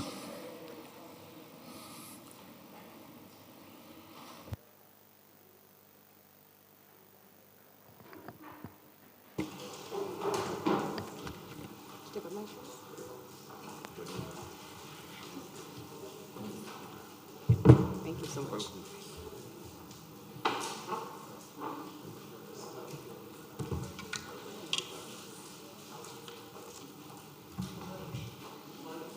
Mr. Speaker, whereas the National Development Nexus has been aligned with a vision of building better through a new dynamic Dominica, and whereas our development prospect is set against the backdrop of the most unusual and challenging times this country has faced as a result of natural and man-made disasters, and whereas housing plays an important role in national sustainability, and the issues of access to land and construction costs have been debating drives of housing affordability, and whereas, with a focus to build back better and more resilient, Sustainable Development Goal 7 seeks to ensure access to affordable, reliable, sustainable, and modern energy for all. And whereas, although a diverse portfolio of energy exploration is most effective to create a sustainable environment where renewable energy resources are effectively utilized, geothermal energy exploration is far ahead of any other renewable energy platform. And whereas investments in physical capital will make the greatest demand on our creative capabilities, and these are important assets on which our economic and social wheels depend. And whereas the key pillars summed up as comprising 7 development objectives of national policy include economic diversification, sustained, sustainable, and inclusive growth, employment creation and revenue generation, social development, social protection and poverty reduction, environmental management, and cultural preservation. Therefore, be it resolved that government's expenditure on capital projects should be restricted to housing, the international airport, and renewable energy, specifically geothermal, for the next 3 years in order to improve efficiency. I beg to second the motion, Mr. Speaker.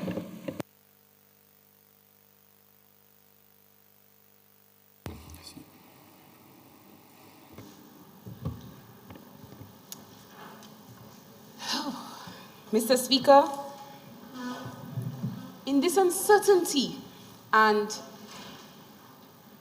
In the perils of times that we currently live in Dominica, the debate on national development is one which is critical to all of us in Dominica, but most particularly to us youth. And we understand the gravity of the moment, the challenging times we live in. Mr. Speaker, I asked for your leave to refer to some of my notes. Yes, Honourable Member, you may do so. Thank you. As I was saying, COVID-19 has allowed our airports to look like a ghost town. Just yesterday, the leader of the opposing team hinted to Category 10 hurricanes. Mr. Speaker, natural disasters continue to cripple our vulnerable energy and telecommunications lines and our economy by extension.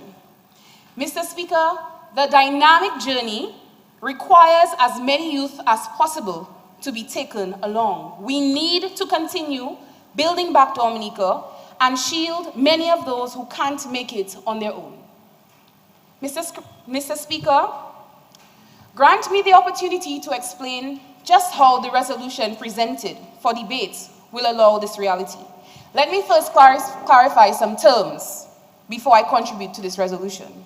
Restricting these 3 priority areas means limiting government's major capital expenditures, no reference to recurring expenditures here, to housing, the international airport, and geothermal energy through 2025. Efficiency, as described by Economics Cambridge, is getting the most from the least.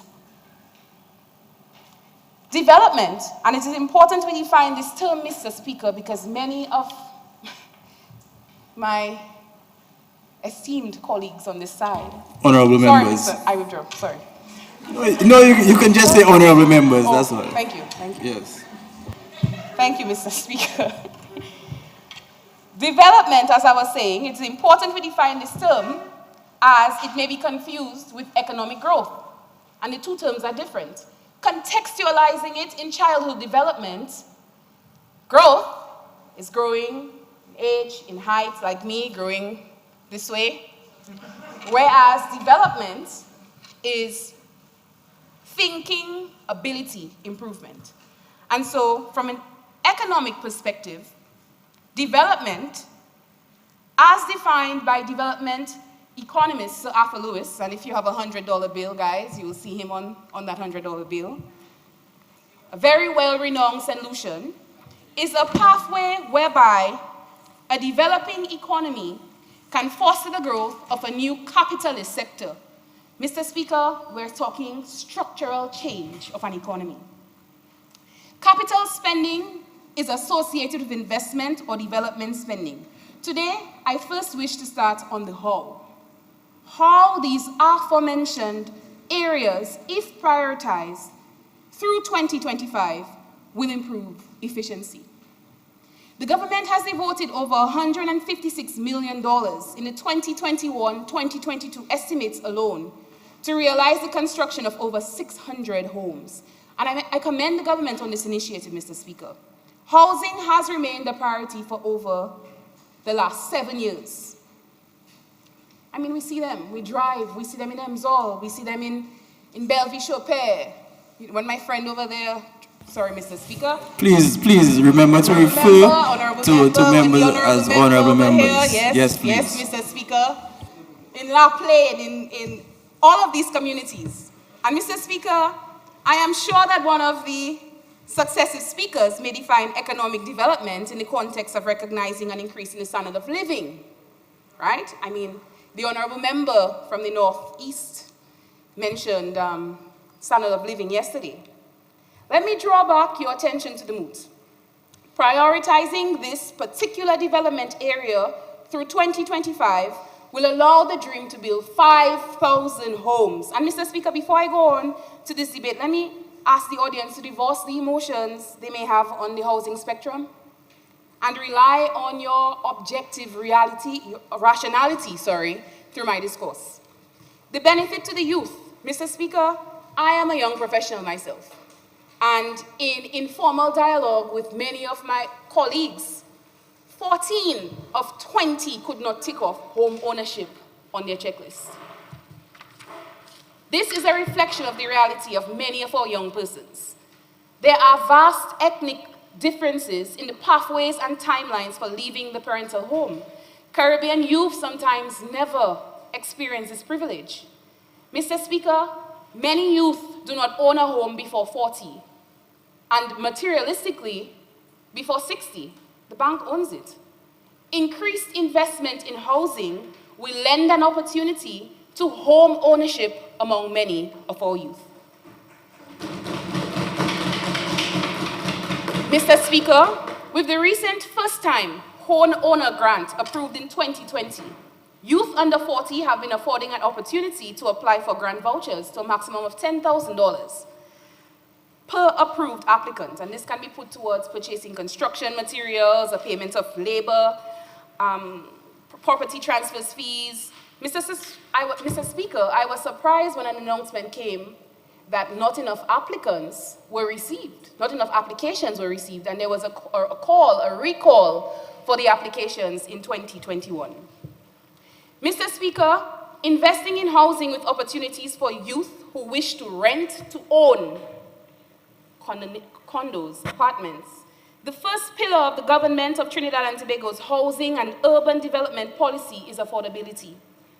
Mr. Speaker, the rent-to-buy programs was designed to facilitate those persons who, given their current financial situation, are unable to qualify for mortgage financing, a struggle many youth face right here in Dominica. An investment in housing over the next 3 years is central to the achievement of our SDGs. Mr. Speaker, the motto of our SDGs, leave no one behind. Housing is an important component of the 2030 Agenda for Sustainable Development and an essential driver for achieving many of the Sustainable Development Goals. In fact, Target 11.1 on the SDG 11 directly calls for adequate, safe, and affordable housing, providing a clarion call for adequate housing for all by 2030. Dr. Joan Close, Executive Director of the UN Settlements Program, UN Habitat, in his message of the World Habitat Day under the 2017 theme, suggests, and I quote, "For housing to contribute to national socio-economic development and achievement of the SDGs, the new urban agenda calls for placing housing policies at the center of national urban policies and investments, along with strategies to fight poverty, to improve health and employment." And you're telling me that you disagree, that we should not focus on housing? Harris et al. Cites that the construction and the use of decent housing affects economic development through its impact on employment, on savings, on investment, labor productivity. I mean, Mr. Speaker, I didn't really want to come here and teach economics today. I've been doing this for the last 10 years. But for an individual receiving a home, we know that rent control is something that many of us cry for in Dominica, right? Rent prices are high. And therefore, it is essential. If provided homes, it means there's going to be a multiplier effect. Savings will increase. Savings can lead to increased investments. Investments can lead to new employment opportunities, increased aggregate demand, and the chain can go on. Mr. Speaker, permit me to shift the focus of my debates to renewable energy, particularly geothermal energy. Permit me to indulge you in deepening your understanding to the how the focus over the next 3 years on geothermal energy can contribute to improving efficiency. Let's go for a time capsule, Mr. Speaker. I want to call it the geothermal capsule, if you may. Mr. Speaker, wells were drilled in 2011 and 2012 in Dominica. I'm just putting up my hands for those of us who may not necessarily understand how many years that may have been. 10 years, Mr. Speaker. Several publications have been made on geothermal project developments and its phases. In fact, a well-known publication is the Energy Sector Management Assistance Program, SMAP, which is a geothermal handbook that provides a guideline for the project development phases ranging over a 7-year period, from the start of the preliminary studies to the start of plant operation. Well, Mr. Speaker, we are well past that time. East Africa is emerging as one of the fastest growing geothermal areas in the world. Kenya is one of the countries that has made great strides in developing its geothermal resource. Ethiopia is following a similar pattern. But Mr. Speaker, it takes 7 years to develop a geothermal resource. Contextualizing this scenario to Dominica, the resource identification stage is the longest stage in the development process. And this was identified far before being proven in 2011. No major capital expenditures have been made since then. And therefore, this is the time and the opportunity to make such capital expenditures. Mr. Speaker, let me justify the why. Mr. Speaker, are you aware of the current trading price of oil today? It was a rhetorical question, no? Oh. Well, Mr. Speaker, according to oilprice.com, which is the #1 source for oil and energy news, the current trading price is $115 a barrel. And this pandemic is teaching the critical need for having indigenous sources of production.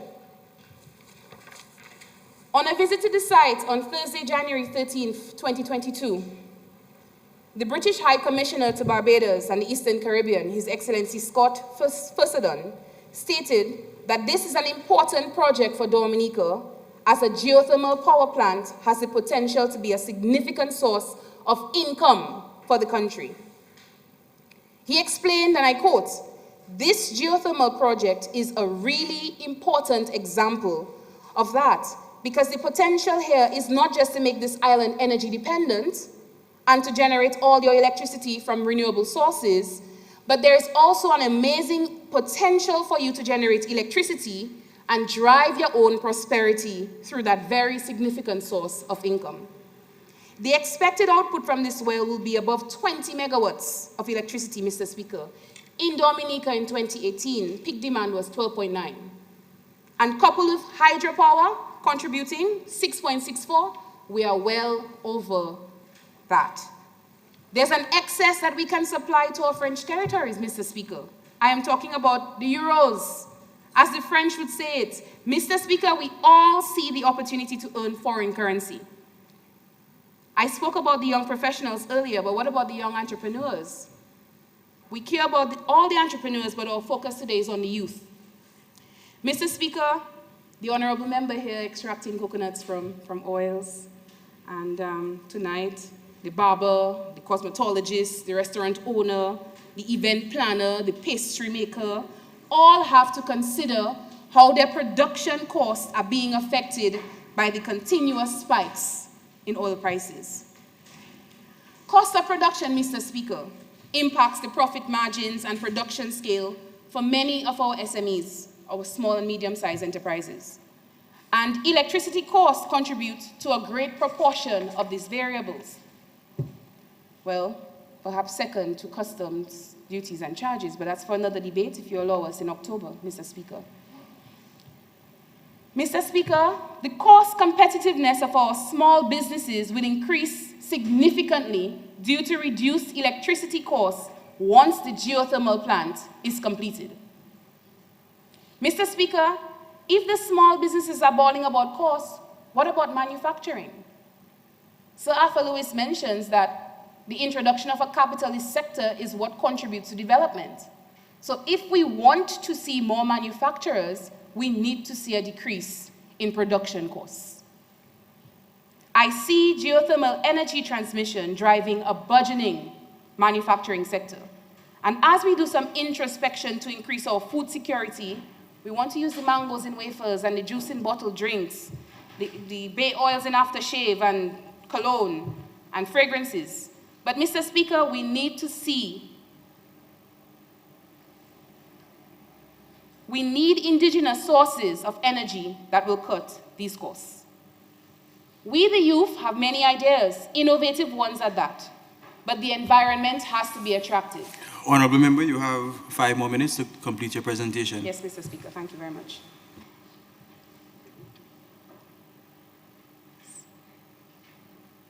We, youth, have so many ideas, innovative ones at that.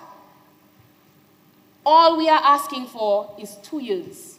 2 years, Mr. Speaker, according to most published scholarly articles, not even 3, to see the construction of the geothermal plant. Mr. Speaker, we have already cited youth unemployment as a major challenge, and more recently with the increased number of student migrants, underemployment has been tossed across many of those who return. Avenues like these power plants will provide opportunities for professionals specializing as geologists, geochemists, geophysicists, hydrologists, reservoir engineers, mud loggers, hydraulical engineers. And Mr. Speaker, these are the types of specializations we need to be talking about in 2022. And when the geothermal plant is constructed and it fuels a manufacturing sector, we will have opportunities for quality technicians, for machinists, lab technicians, juice production specialists, quality control and assurance officers, vendor development, marketing managers. Mr. Speaker, it's time we start diversifying the profiles outside of law, outside of education. A lot of teachers, a lot of healthcare professionals, a lot of lawyers. Mr. Speaker, the geothermal plant, if focus is shifted for the next 3 years, will provide increased employment opportunities for return migrants. And Mr. Speaker, let me add this. Let me add that this might just spark the population increase that the Prime Minister has been citing for some time. For us to make something happen. Let's make something happen for these specialized skilled professionals. And I foresee the geothermal power plant trickling much of these benefits to the other sectors, to agriculture. Just yesterday we were debating about marijuana legalization, right? To fishing, to education, to health. In fact, Mr. Speaker, the 2021 estimates allocated over $611 million to the public works and digital economy sector, with most of the allocation to the public works. Because somebody might come and say, let's build roads. Mr. Speaker, with all due respect, I too want to drive on a smooth road. I want to drive on a smooth road across the entire island. And I want access, I agree. We require a major capital expenditure. But if we want to improve efficiency, we have to apply best practices. The pothole patching practice we see from recurrent expenditures in many communities is very short term. But Mr. Speaker, still, the expenditures associated with the short-term fix are quite high based on budgetary estimates. If we really seek to be more efficient, more financially prudent for capital expenditures, the proposition should be to include this priority in the next development cycle and have the minor repairs expending out throughout the cycle through recurrent expenditures. Mr. Speaker, how many potholes have you served on driving from the roundabout in Pokase to Marigot? How many? I'm assuming that's another rhetorical question. Yes, Mr. Speaker. I mean, Mr. Speaker, this road was developed since 2014. Right? And yes, we've probably had to allocate recurrent expenditures to that project, right? And perhaps we've had exogenous shocks that have caused bridges to fall. Yes, Mr. Speaker. Yes, Honourable Member, you have 1 more minute Thank to you, wrap Mr. up your Speaker. presentation. Mr. Speaker, I'd like to motion that the Honourable Member be given 2 additional minutes, to complete her presentation. I wish to second the motion. Okay, it has been moved and seconded that the Honourable Member be given an additional 2 minutes to complete her presentation. Those in favour? Aye. Those against? Honorable member, please. The ayes have it. You may proceed. Thank you, Mr. Speaker. So as I was saying, Mr. Speaker, the road, right? I mean, personally, this major capital road investment has had to be minimally maintained since its commissioning. And so, if we do recurrent expenditures and focus on the roads in the next development cycle, in 2025 to 2028, that would prove to be more efficient. Mr. Speaker, for a moment there, after highlighting benefits from the first two projects, I even forgot that I also had to focus on the debated international airports. Mr. Speaker, let's draw attention to the how. I want you to understand that all of the major capital projects we are proposing are already on the way. Our hope is that a strict focus through 2025 will contribute to their successful completion once monitored and evaluated relative to targets and objectives. Mr. Speaker, the recurrent expenditures allocated to the maintenance for public works, for roads, for bridges, to education, for maintenance, and for schools, and even the healthcare sector, to the maintenance of health centers, can continue to drive development through other sectors through 2025. But it cannot be a major capital project. It has to come from the recurrent expenditures. The international airport is the access we need for increased tourist arrivals to match the increased investments in the tourism sector through hotels. I cannot begin to explain the spillover effects through agriculture. More money for the farmers, the fishermen, to small business owners, the handcrafts, the honorable member over here, selling the oils, Mr. Speaker, the arts.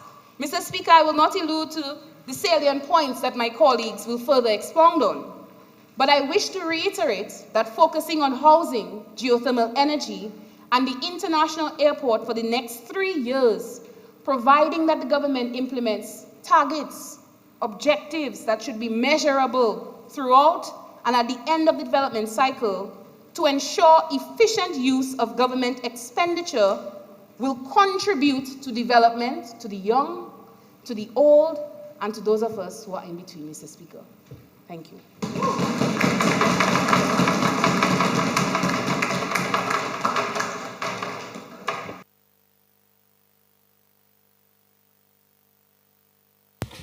The motion is now before the House for debate.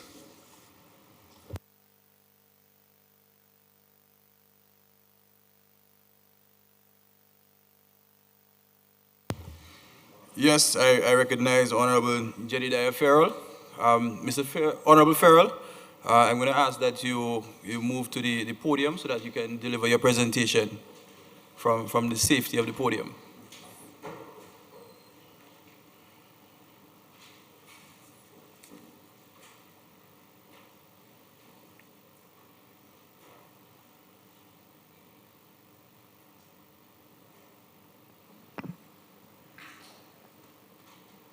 Good morning, Mr. Speaker. Yes, good morning. I humbly ask for the privilege for me to refer to my notes, or the Bible of common sense, I should call it. Yes, permission has been granted. You may proceed. Mr. Speaker, what is efficiency? There are many practical definitions out there, one of the most globally accepted ones being capable of producing a desired result with little to no effort. But I decided to take a more theoretical approach to this question. As the famous book author Zig Ziglar states, and I quote, "Efficiency is doing things right. Effectiveness is doing the right thing." But now, that also generates the question, what is the right thing? Is it providing affordable and not free housing? Applying more emphasis on the root of the housing problem? Or is it directing our focus into other economic aspects, like agricultural exports and the manufacturing sector, sectors which can provide employment and a means of income for citizens, also revenue for the country? I would like to mention the talking point on DBS Radio sometime last week, where Honorable Prime Minister Roosevelt Skerrit and Honorable Minister Fidel Grant talked about an initiative to get young people together with agricultural backgrounds and degrees to cultivate high-value crops in complementary fashion to the farmers who are already established in the agricultural sector. They also went to talk about a $9.9 million contract which has been signed and awarded towards the construction of feeder roads all over the country, something my team will touch upon later during this debate. Or, Mr. Speaker, is it authorizing government's expenditures on capital projects? Sorry, let me reiterate. Or is it, Mr. Speaker, authorizing government expenditures on capital projects for the next 3 years, Mr. Speaker, to be restricted to the housing sector, the international airport, and renewable energy in order to improve efficiency? This proposal, Mr. Speaker, even at face value, it seems implausible. But by doing my own research and having meetings with people in ministerial positions, even going on the grounds, on the battlefield, to really hear and understand what the citizens are feeling, not just older folks, but young people as well. So, Mr. Speaker, I have two sides of the coin. I can see how we plan to make this work, but just because something is working, it doesn't mean that it cannot be improved. Although investments into these sectors are positive ones, no doubt, is it in the country's best interest to devote funding solely into these three sectors, Mr. Speaker? I'm sure we are all familiar with the phrase, don't put all your eggs into one basket. Well, in this situation, there's 3 baskets. Each one of these baskets falling under a respective ministry. But, Mr. Speaker, that's 3 out of 15. To put that more into perspective, that's 1 out of 5. Are we really proposing to neglect these other ministries and the sectors which fall under them? Are we proposing to neglect the Ministry of Education, of Human Resource Planning? The government has made tertiary education relatively free. Are we about to abandon this initiative? I am sure many young citizens have benefited from this program, myself included. It gave me the means to further my studies in architecture, to find my passion and to kickstart my career. What the government has done here is invest in its human capital, Mr. Speaker. And according to Investopedia.com, human capital affects economic growth and can help to develop an economy by expanding the knowledge and skill of its people. Mr. Speaker, are we going to neglect the Ministry of Public Works and the digital economy? Are we going to neglect the Ministry of Health, Wellness, and New Health Investments? Currently, the government are making allowances to begin the construction of a new health center in St. Joseph, or more functional in terms of architecture, the utilization of space, the flow of human traffic. We all know how crowded these areas tend to get, Mr. Speaker. Mr. Speaker, are we proposing to neglect the Ministry of Youth Development and Empowerment, Gender Affairs, Youth at Risk, Senior Security, and Dominicans with Disabilities? Are we going to cast these aside? I would like to place emphasis on the last ministry I stated, the Ministry of Youth and Development and Empowerment. Mr. Speaker, if I may, I would like to address my fellow parliamentarians. This is why we are here today. Yes, you may do so, but remember, through the chair. My apologies. This is why we are here today. Because the government did not neglect the Ministry of Youth Development and Empowerment. They saw it fit to invest in this ministry because they know just as well as we do that a country's youth is just as valuable as any other sector and has the potential to be the country's most valuable asset. My fellow parliamentarians, it is our responsibility to keep the best interests of youth in mind. The youth of the various villages, Grand Bay, Maho, St. Joseph, Kalibishi, even the Kalinago territory. Those that are studying abroad, about to return back to their mother country. We have been chosen to speak about their thoughts, their queries, their concerns, their ideas of moving the country forward. So, Mr. Speaker, are we really moving the country forward by restricting government's expenditures to these three sectors only? Directing so much of our financial resources towards providing houses, this may make citizens reliant and dependent on what is simply given to them in an economy which is becoming hard to provide for itself. I went to a few villages, St. Joseph and Salisbury, even Maho to an extent, to get some insight on what the young people are feeling, Mr. Speaker. And a lot of them opened by saying, my brother, the country had Gaza. Translate, please. Gaza.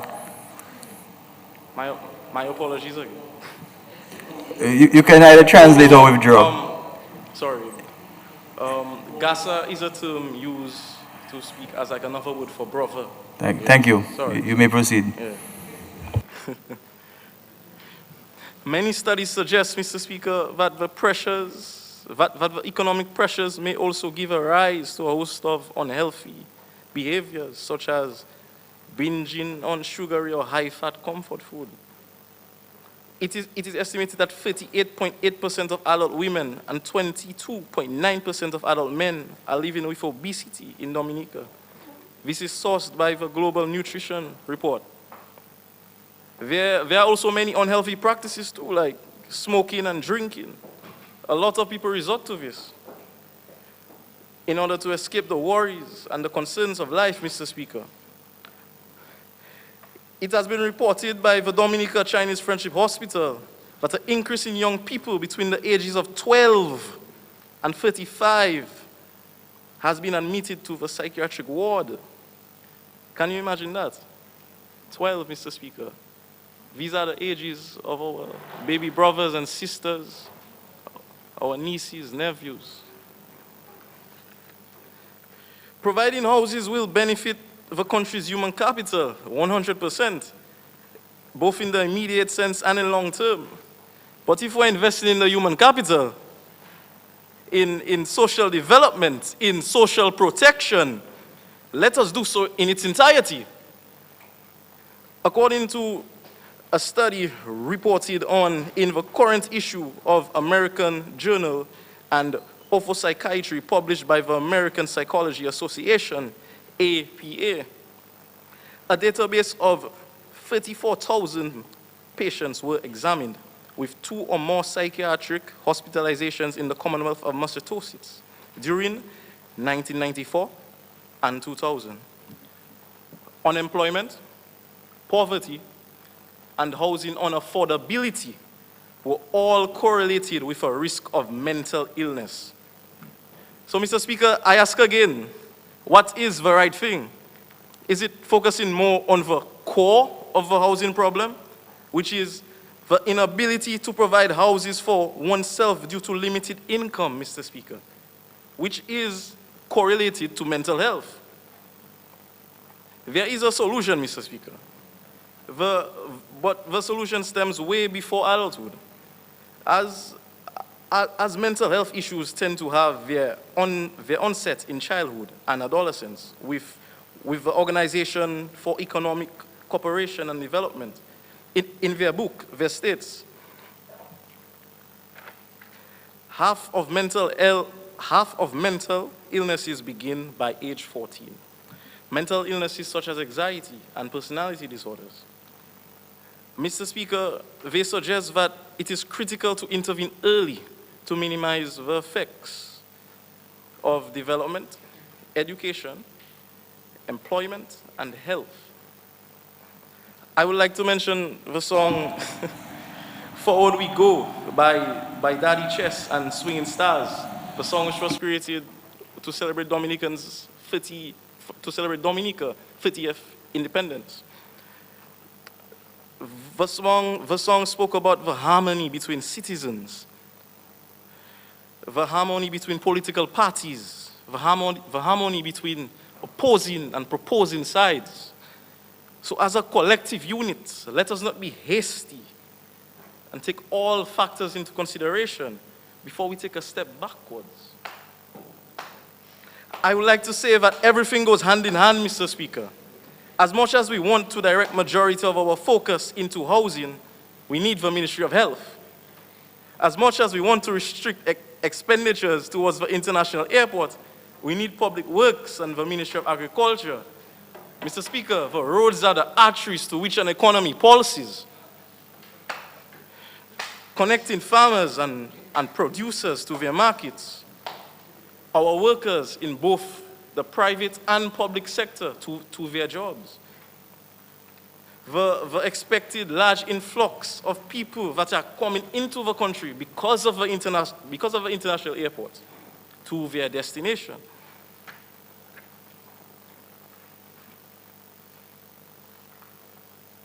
Mr. Speaker, as much as we would like to angle our funding towards the ventures in renewable energy, we need the Ministry of Education. According to the Government Information Service, GIS, 620 students have graduated from the Dominica State College since the government has made tertiary education free in 2019. If we seize this initiative and restrict capital expenditures to the three sectors being proposed, who are the ones going to maintain the geothermal and hydroelectric power plants? Are we going to import human resource? Are we going to strive for self-sufficiency to the point where we, the Commonwealth of Dominica, are the ones with the outstretched hand helping a sister country? Mr. Speaker, we need to diversify investments in order to make a diversified economy, a dynamic economy, if I may. So why not invest capital expenditures into more sustainable industries? According to an article published on the Dominica News Online page, written by Bod Slabert, he states that economic diversity is the process of shifting the economy away from a single income source towards multiple sources from a growing range of sectors and markets. This will encourage positive economic growth and development, Mr. Speaker. Mr. Speaker, I would like to mention my portfolio as the Shadow Minister of Finance and Investment. So it would be foolish of me not to mention trade balance in this. I would like to give you all a quick history lesson, Mr. Speaker. Please refer to members of the House as honorable members, not you all, please. Sorry. Thank you. Sorry. I would like to mention trade balance, Mr. Speaker. For the past years, Mr. Speaker, Dominica trade balance has been in the negatives. If we look back to 2016, the total export rate was 47,871 compared to the import rate of 577,541. That is a negative import rate, and it is getting worse as the years are going by. In 2017, $31,674 was received as we were exporting, and the import rate was 500. Mr. Speaker, I would like to rise on a point of information. Honorable member, you're rising on a A point of? Yeah. Sorry, please state your point. What standing order are you referring to? A point of order, point of information. Point of information. I think you're mistaken. Yeah, I think you may be mistaken. There's no point of information. So there's a point of clarification or a point of order which refers to the standing orders of the House. Is that correct? No, you have to tell me which standing order you are raising. Excuse me, Mr. Speaker. I would also like to mention that Honorable Hanif, he hasn't allowed me to yield before he spoke, Mr. Speaker. Yes, you are indeed correct, honorable member. Yes, I believe so. that. So with that being said, please proceed. Okay.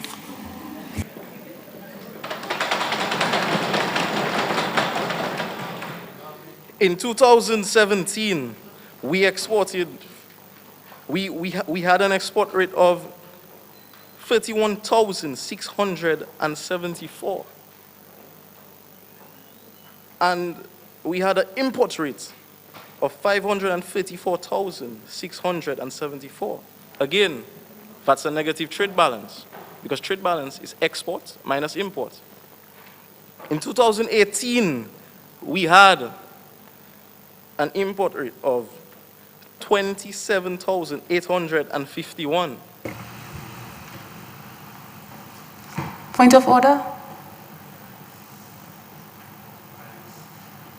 Are you standing or are you sitting on a point of order? I am standing, but I mean, I have point of order. And the honorable member hasn't yielded.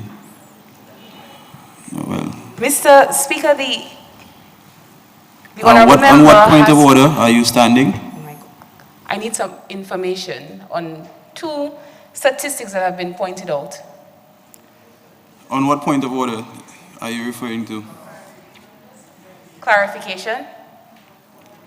No, clarification. Has he misinterpreted something that was said in your presentation that you're standing on a point of clarification for? In his own presentation. No. So I would invite Mr. you. Speaker, the honorable member is quoting numbers that are incorrect. Yeah, honorable member, I ask you to take your seat. Thank you.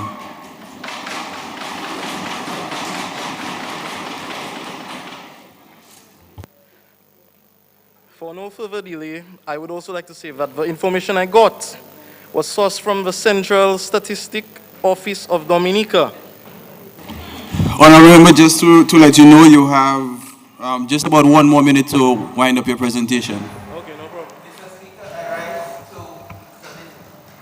move rather that the honorable member be granted an additional 3 minutes to complete his presentation, seeing that he was interrupted. Seconded. It has been moved and seconded that the honorable member be given an additional 3 minutes to complete his presentation. Those in favor? Aye. Those against? The ayes have it. Honorable member, you may proceed. So, okay. To just summarize everything, between the years 2016 to 2018, we have had a negative trade balance. I have not mentioned the years 2017 to now, because obviously, COVID. But the government, well, the senior members of government has noticed this. So this is why they have came up with the initiative of going into agricultural exports, as I mentioned earlier. So why on earth are we proposing to restrict capital expenditures and not have our export industry on this list? A negative trade balance or trade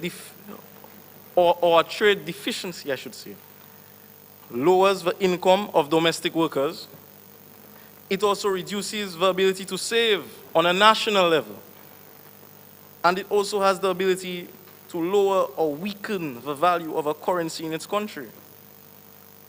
And as a currency gets weaker, the goods become more and more expensive because the value of the goods, they do not change. But the currency is weaker, so we have to pay more money to obtain the good.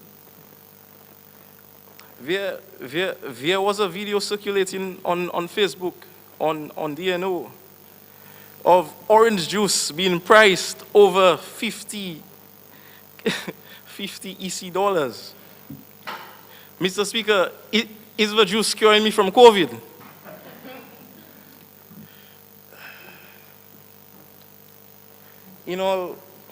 Going back to my first question, Mr. Speaker, what is efficiency?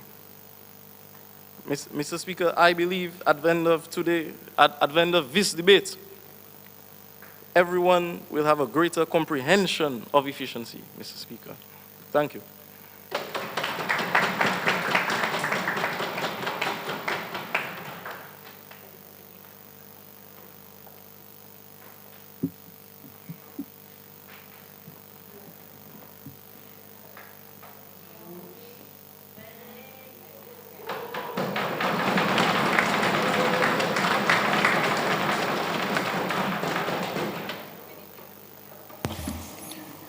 Yes, I recognize Honorable Wendy Wallace, Minister for Finance and Investment.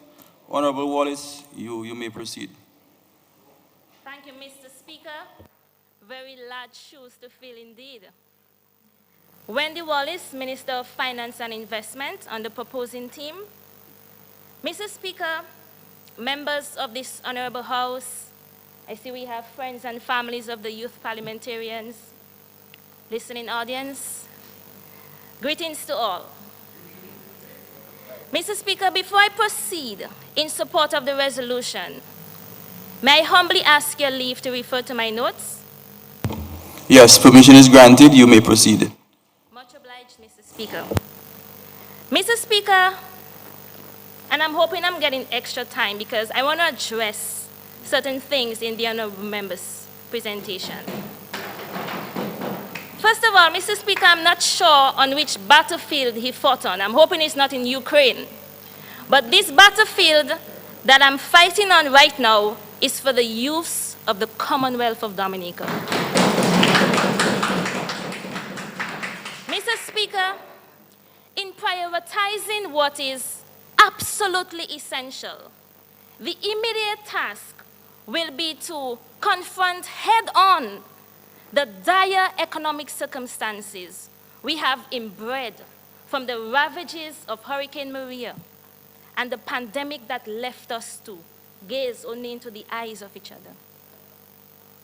Now, Mr. Speaker, the ambit of my contribution will reflect the current vision of the Ministry of Finance and Investment, which is to achieve a dynamic, resilient, sustainable, and transformed economy by 2025. Now, Mr. Speaker, some of us may not all understand the intricacies of macroeconomics, but I am hoping that our astute, rational, common sense of everyday realities will tell us that when push comes to shove, we will know what it is we need to prioritize.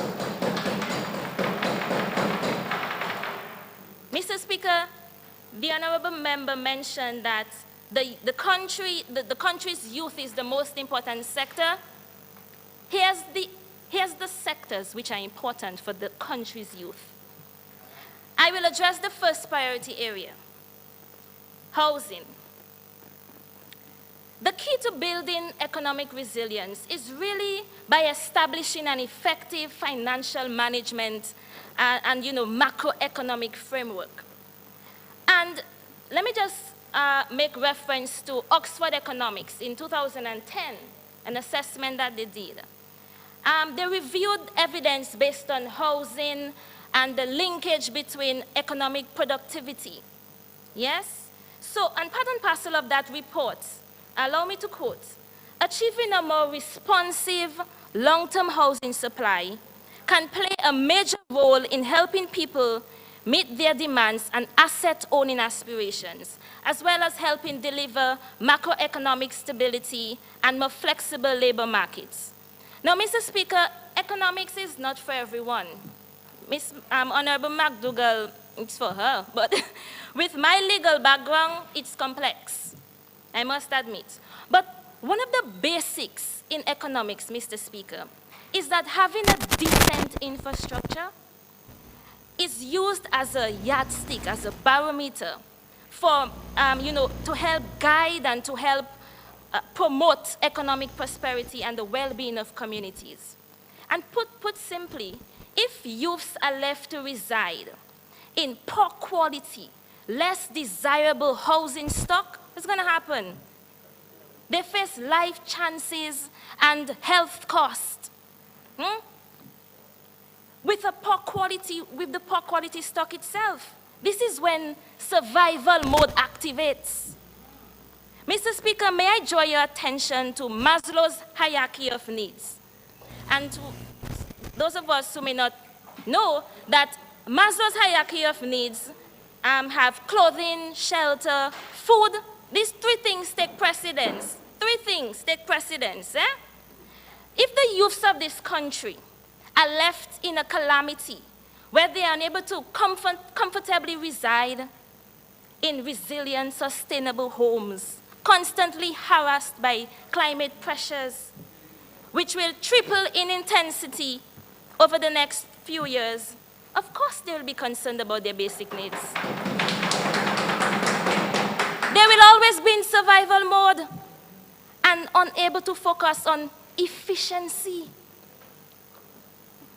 Now, Mr. Speaker, this is not economics, This is basic common sense.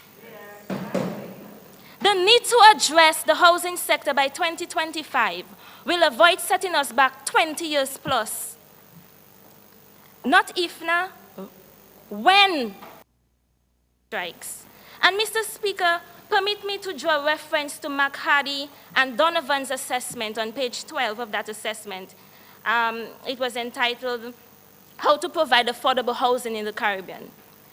It was highlighted that in 2050, annual costs from sea level rise and increasing intensity of hurricanes and floods are projected to range from $3.9 million to $6.1 billion for all CARICOM nations, which amounts to about 0.9% to 1.2% of projected GDP. Mr. Speaker, this is not a horror movie. I'm not trying to scare anyone, but these realities are imminent. And Mr. Speaker, in my humble capacity, allow me to also propose, that if we wish for the housing sector to be more sustainable within a short time frame, that we have been allotted, I would recommend that we tap into more sustainable housing models, which the youths can take advantage of. As the Honorable Member McDougall mentioned, she expounded on renting private properties, how expensive it is. There is also micro-mortgage model. That's a model we can also tap into. We can also tap into the Antiguan rent-to-own model. And these models can provide, access to new developer-built homes, make urbanization look modern and great. Now, Mr. Speaker, notwithstanding the provision of homes, the Honorable Member mentioned that citizens will be made dependent on the government by providing free homes. But it's not only free homes. If he did his research, he would have understood it's not only free homes. The government is also improving the housing finance system. By providing, look at what's going on with the public servants. It's not free homes. Now, Mr. Speaker, efficiency, productivity, and competitiveness are linked. Here's how. Better productivity means increased efficiency, which results in a higher level of competitiveness. And this higher level of competitiveness will take me to the international airport. Now, that's a big one. Mr. Speaker, the question really is why government's expenditure should be focused on the international airport for the next 3 years. And Mr. Speaker, I beg your forgiveness in bearing bad news to this honorable House. We are not building an international airport. We are building a runway to economic growth.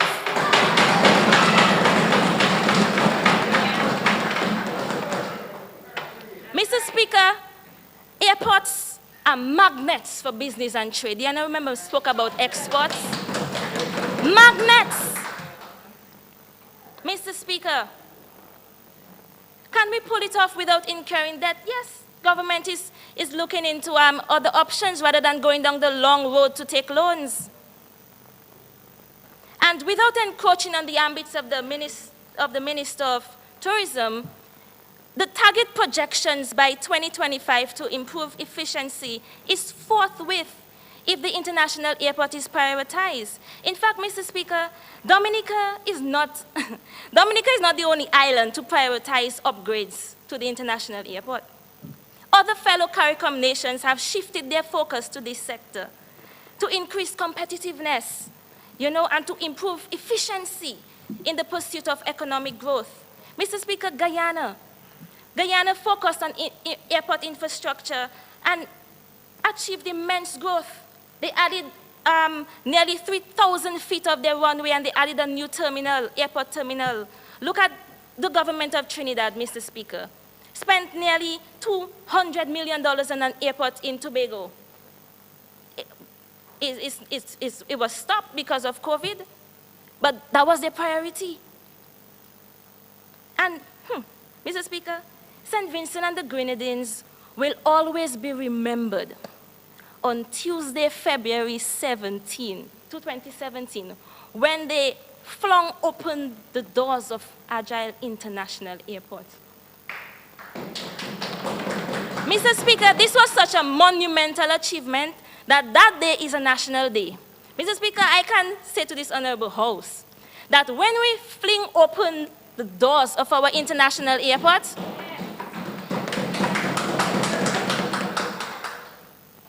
if St. Vincent celebrated it with a national day, we'll have a national week. Some sectors were so eloquently listed by the Honorable Lakia Joseph at the first sitting, of which she identified, and I quote, much emphasis should be placed on other sectors, and the other honorable member also mentioned the other sectors, health, and so on. Now, and the other honorable member went on to agree with the resolution, but raised concerns, yes, about how did we finalize this project to be the priority for the next 3 years. Mr. Speaker, the honorable member is accurate, These are all essential sectors. Yes, agriculture, health, yes. But, Mr. Speaker, permit me in my humble capacity to bring some semblance of relief, not with aspirin, but with concrete, practicable justification, which has been successful in other islands, Caribbean islands, just like us. In determining the international airport as a priority focus for the next 3 years, was definitely designated following practice application, identification of critical success factors. And Mr. Speaker, I am an avid reader. And one of the methods that I utilized in my preparation for this debate was to really examine our fellow CARICOM nations to see their prioritization plan for economic development. Prioritization plan. And lo and behold, a case study, economic development in St. Vincent and St. Lucia, much mention was made to how St. Vincent prioritized that international airport. And one critical aspect which really caught my attention was economic growth. Critical sectors also included in their privatization plan, also included agro-processing, education for technical and vocational training, among others. And what really stood out was that, albeit the international airport took priority, the linkage is undoubtedly evident in the maintenance, let's say, educating persons were able to study aircraft maintenance, information technology, even agro-processing, because of the expansive diversification of not just limiting it to the economy and the benefits of an international airport, but trade. The honorable member mentioned that. I'll not go further into it. You'll get the point. Now, Mr. Speaker,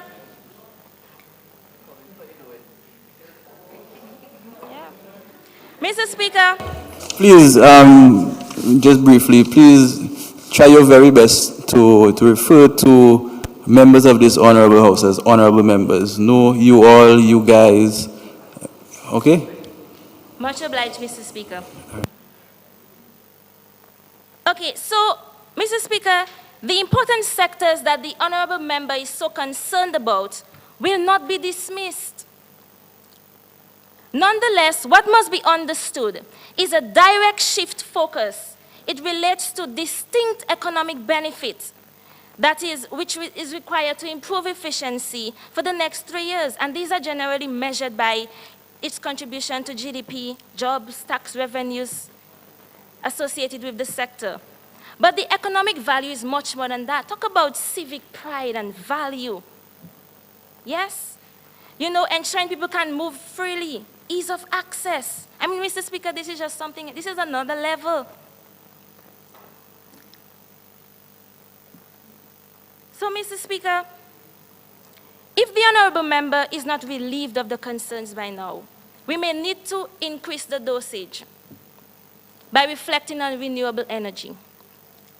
In an article written by Louis, Shiner, and Anna for the Hutchins Center on Fiscal and Monetary Policies, it was reported over the past decade, the United States, we're talking about a mega power, experienced slow productive growth and recognized that a decision had to be taken to prioritize policies within a short time, and I use their own words, quicken the pace of productive growth within a short time period. A panel of experts had to decide on factors which would help them determine which sectors need prioritization and why. And they thought about competition, a productive workforce, and my favorite, focus on the low-hanging fruit, which are industries that subtract value from our economy rather than adding to it. Honorable member, you have 5 more minutes to complete your presentation. Thank you, Mr. Speaker. Mr. Speaker, considering these factors and the potential of renewable energy, simply put, our expenditure will decrease because efficiency will be up and it will be much more sustainable. The honorable member spoke on cost reduction, which this means that the business community will be empowered, the youth will be empowered. They are taking over entrepreneurship in Dominica. There will be a sharp increase in business activity, agro-processors, she spoke about manufacturing. These are things that we cry about every day. Complain, complain, complain. And the end result is improved competitiveness for economic growth, employment creation, improved quality of life for us. Let's consider a situation in Trinidad and Tobago. Back in 2017, when they launched a prioritization project to achieve clean energy by 2021, within 4 years, I would be ashamed to question or to be concerned of their methods for finalizing clean energy. Why prioritize clean energy for 4 years? Mr. Speaker, when a country has more affordable energy, consider the benefits that this accrues on its citizenry, on us, the youth, on the business sector, on the national economy as a whole. In fact, sustainable investments in sustainable energy in Dominica have a significant GDP multiplier. And this was highlighted in the special representative of the Secretary General's recent energy guide for all, where every US dollar invested in the transition towards renewable energy, an additional 93 cents US of additional GDP growth above business as usual is expected to occur. Mr. Speaker, I draw finality to my contribution on this national development concern. The honorable member said, let us not make haste. What are we waiting for? For more hurricanes and tropical storms to engulf us and set us back 20+ years behind? Let us not make haste. I will go forward. He'll go back. Mr. Speaker, I draw finality to my contribution on this national development concern with an emphasis on our justification for focusing on these three capital projects, bearing in mind that these may not be the only sectors that need to be addressed. But we are working within a very short time frame, 3 years, to improve efficiency with limited resources. And if you have limited resources, you have to narrow your efforts on what's most important.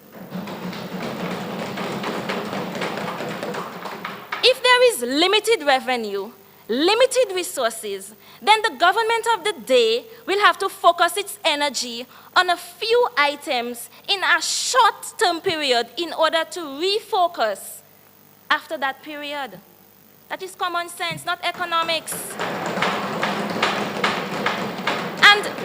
And even within the 3-year time frame, the government will ensure proper monitoring and execution of these projects to avoid waste of revenue for exceeding the time limit, because, as we know, a lot of projects go overboard when it's not supposed to.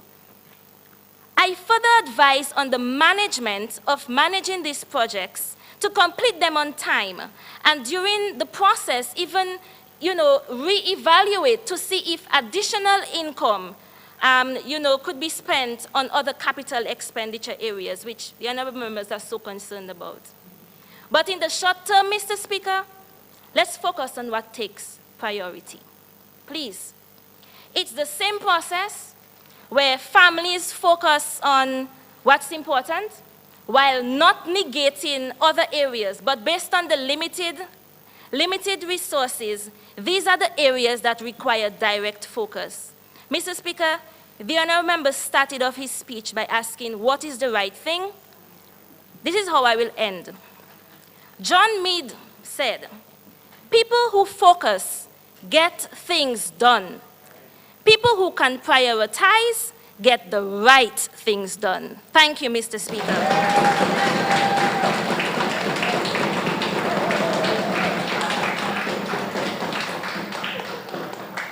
Mr. Speaker, I rise to move that the House stand suspended until 3 p.m. this afternoon. Mr. Speaker, I second that. I second that, Mr. Speaker. It has been moved and seconded that this honorable House stand suspended until 3 p.m. this afternoon. Those in favor? Aye. Those against? The ayes have it. This House stands suspended until 3 p.m.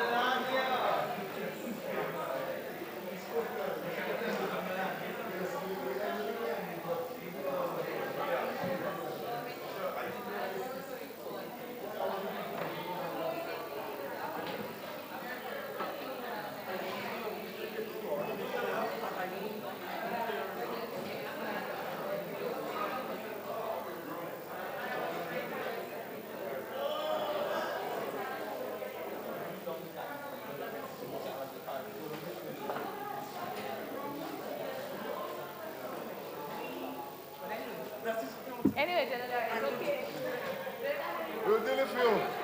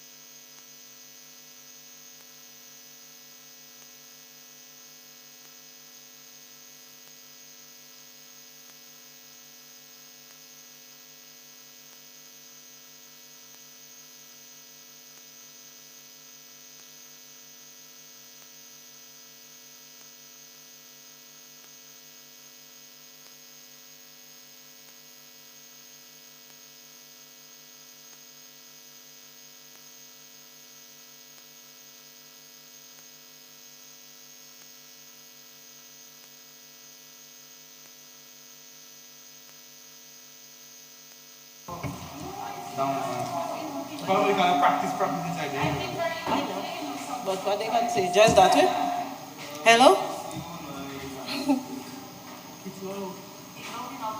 I would like to send warm greetings to my daughter. Sounding good? Everybody, even over there.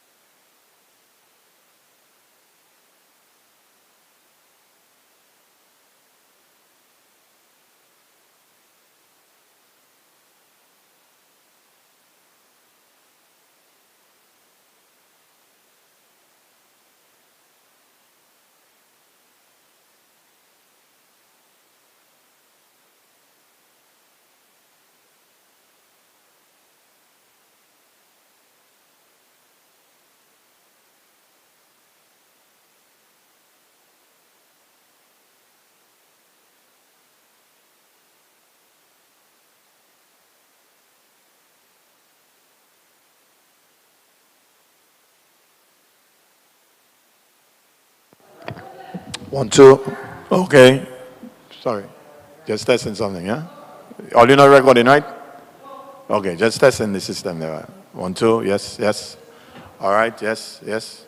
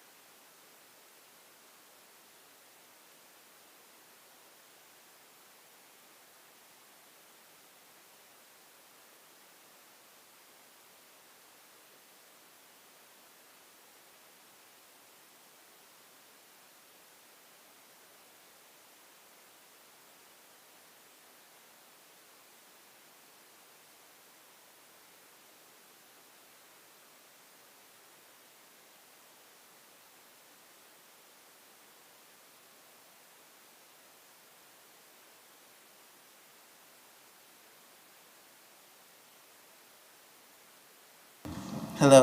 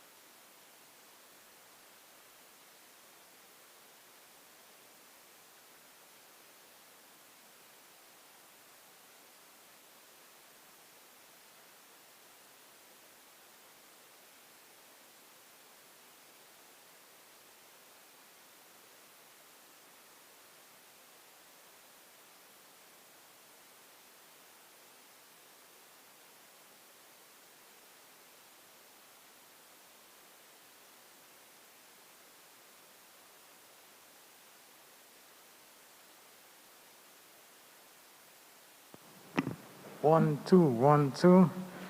Oh, yeah. Hey, hold it in that with the mic now. You know what the mic for the face? Oh, when I come around here again, you know what the mic is going to the face before. I want to one thing. But sometimes like it might just be in your head. Oh, yeah. It might just be in your head itself. So it's like when that camera picking them up, the camera. If you pick it up, you can pick it from the side, you know. No, I don't understand, but it looks like it's that when you have to get it from. Yes, that one I take it from. Yeah, Once they come in there. but I mean, I thought maybe I can move or something. But, Yeah, that's going to be, yeah. No, that's how you say it. yeah, you got to get If that there. was on that side. Yeah, if that was on that side. But Oh, that yes. your face, check. Oh, but they switch it on the side now. You got to tape it there, boy. Because it's not supposed to move, you know. Man, I'm not supposed to move.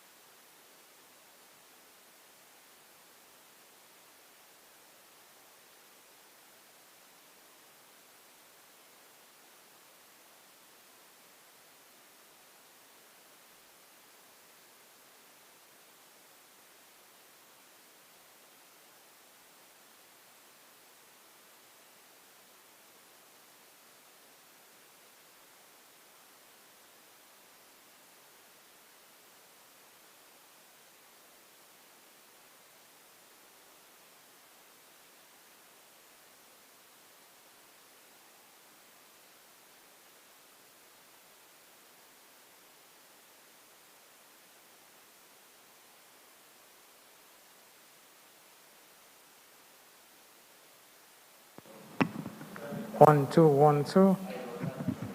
1, 2. The what happens is that we want to. Yes, it's on. You see, you have the view. I would like to see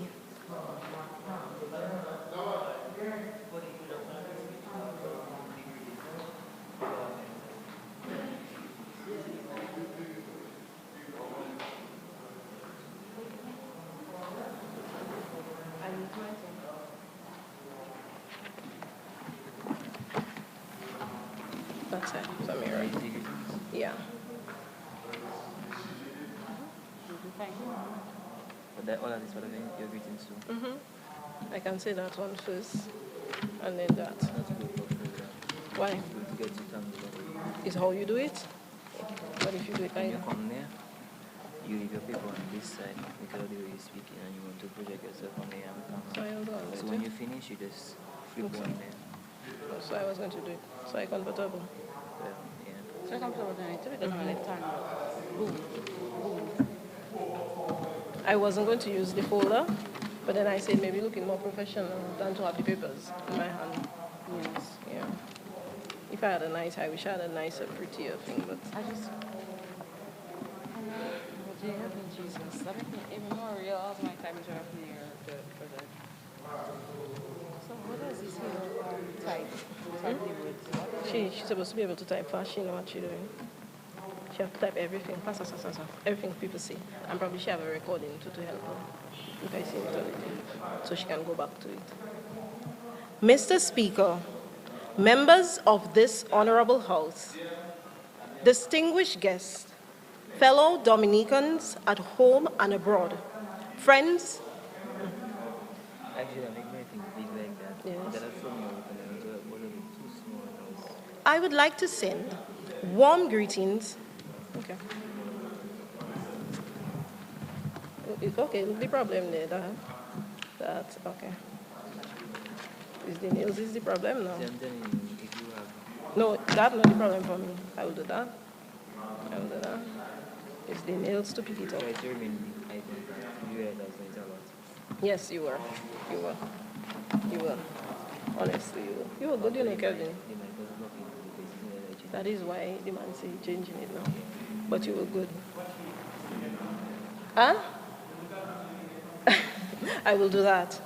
Make sure I can see you. Because you see that pillar? You had him behind the pillar. Fix yourself so I can watch you.